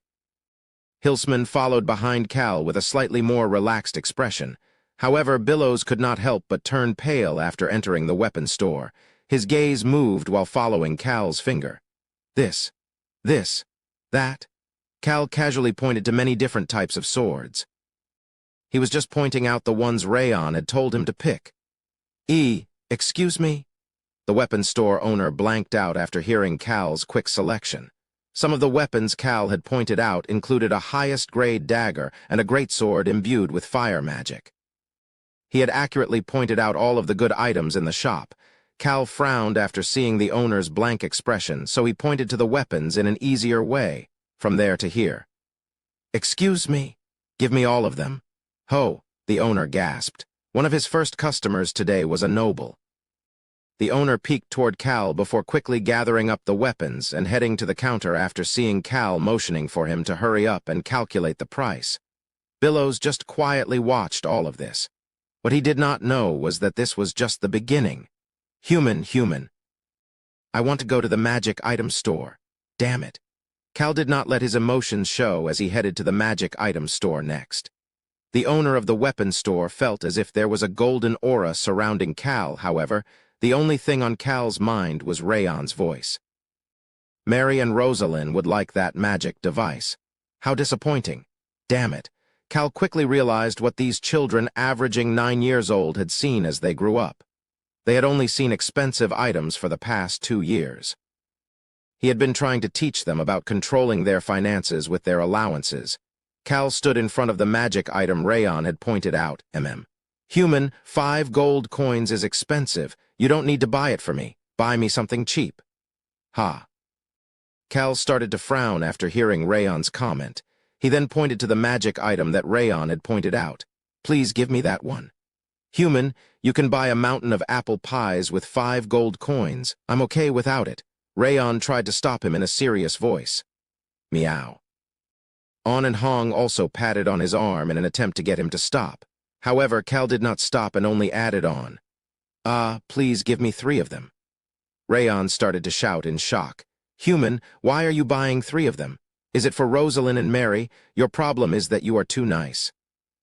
You value friendship too much too. This is why I have to be by your side in order to supervise you. Cal frowned even more after hearing the 6-year-old's concern. Billows was watching him in shock before smiling after hearing Hilsman whisper in his ear. Doesn't he seem to be angry? Yes, he does. He always makes that face when he's doing something for others, but he still pays a lot of attention in order to make sure everyone else is taken care of properly. It is really easy to tell what his true feelings are. Billows understood why Hilsman was playing the role of a mule without complaining. Billows's gaze toward Cal warmed up a bit as well, but Rayon was worried about Cal. Human, are you okay? How wasteful. I don't need that many toys. Magic devices were toys to Rayon. Cal snorted at that fact before mumbling to himself. It's not very wasteful at all. He didn't feel upset about using all of this money. It wasn't much compared his wealth. It was fine that he was spending what Rayon would consider enough money to fit in his paws. He was just getting a headache while thinking about how many baggages that he needed to take care of were around him now. 1. Rayon became quiet. On and Hong, who were both patting his arms, calmed down as well. Cal assumed that they were quiet because he bought them everything that they wanted and nodded in satisfaction. He could do what he came to do now that this other issue was out of the way. Billows, where is a store selling armor? Armor? Yes, and martial arts uniforms too. Martial arts uniforms? Yes. These were for the wolves and the tigers. Cal leisurely swept through the stores. It really is nice spending money without thinking. He felt refreshed after using money for the first time in a while. Cal bought some apple pies to finish his shopping spree before turning toward the others. Let's go back. Cal slowly returned to the inn with the rest of the group quietly following behind him. Everyone in the group had the same thought in their minds as they looked toward Cal. The only thing he had bought for himself was the chicken skewer. That fact was engraved in their minds. On the other hand, this was the thought in Cal's mind right now. Now that I used some money, it is time to rip someone off for a lot more. That mindset did not change on the last day of the auction. Terrace R, number 4. Billows cautiously asked Cal, who was sitting on the couch with the curtains closed. Young Master Nim, will the bishop really come to Terrace 1? The priest of the sun god had been guarding Terrace 1 for the past 2 days. Billows had heard that the priest had entered Terrace 1 today. However, Cal was supposed to meet with the bishop and not the priest today. Billows could see that Cal did not seem to be worried at all. Cal took a sip of wine before starting to speak. The biggest donor to Vegas City's Church of the Sun God is the Golden Tree. Their relationship is probably tighter than we expected. Cal didn't think that it would be difficult for the bishop to stealthily enter Terrace 1. Although it looked like Billows had some connections with the Golden Tree staff, there would be a limit to the information that a staff member would be privy to have available. But young Master Nim, do you really have the Knight's exaltation? What is it? You can't believe it. Billows awkwardly nodded his head at Cal's mischievous gaze. The Knight's exaltation. That jewel held quite the significance to the Caro Kingdom and the Church of the Sun God, the Land of Death. This location, which was also known as the Desert of Death, was one of the 5 forbidden regions. It was also the location of the battle against the last necromancer and his army of corpses in the past. At the same time, the sand looked as red as blood during the day and as dark as night during the night. There was a jewel embedded in the heart of the last necromancer. That black jewel was the Knight's exaltation. This meant that the Knight's exaltation was a great joy and an honor for the Caro Kingdom, as well as one of the proudest moments for the Church of the Sun God. Cal naturally had Mary look at the jewel when he arrived in the Caro Kingdom. Do you feel anything? Am I supposed to feel something? I do not feel anything. There was nothing in the jewel that was beneficial to a necromancer. In that case, Cal had no reason not to sell it. What good would it be to have such a beautiful paperweight? Cal took the jewel out of his chest pocket. Billows let out a moan. He had researched the Knight's exaltation ever since it was first mentioned by Cal. It was supposedly stored in the Caro Kingdom's Temple of the Sun God and put on display for a week every year. Does that mean that the jewel on display was fake all this time? I'll be heading out now. Human, I am going with you. Cal's body slowly turned invisible. Billows bowed toward him and responded back. I await your return. Screech. The curtains were opened, and Cal headed toward Terrace 1, which also had their curtains opened. At that moment, the auctioneer got started by talking about the items on auction today. Today will also end with a very interesting item. It was very difficult for us to acquire this item. It is probably the most precious item in this auction. The auctioneer seemed more confident than ever. I will give you a hint. The Wolf King. Cal, who was flying toward Terrace 1 with flight magic, suddenly stopped, his gaze headed toward the auctioneer. The auctioneer, wearing the fancy mask, stealthily whispered to the crowd. However, the amplification magic made it possible for everyone to hear. They are the remains of the final Wolf King. Oh, how interesting. Cal let out a gasp of admiration. He chuckled as he entered Terrace 1. He could see the priest inside. Screech. Cal quickly closed the curtains behind him before removing the invisibility spell and heading toward the servant of the priest. The priest gulped in shock and covered his shaking hands with his sleeves after seeing Cal suddenly appear. However, Cal did not pay any attention to him. He recalled what St. Jack had told him. Cal had asked Jack about the bishop before he left for the Perun Kingdom. The bishop is a coward. However, he is very greedy. Jack had also described the bishop's appearance as well. The servant wearing shabby clothes glared at Cal's mask. Cal looked back at him before respectfully greeting him. Nice to meet you, Bishop Nim. He was genuinely happy to meet this person that he would receive a lot of money from before putting to work.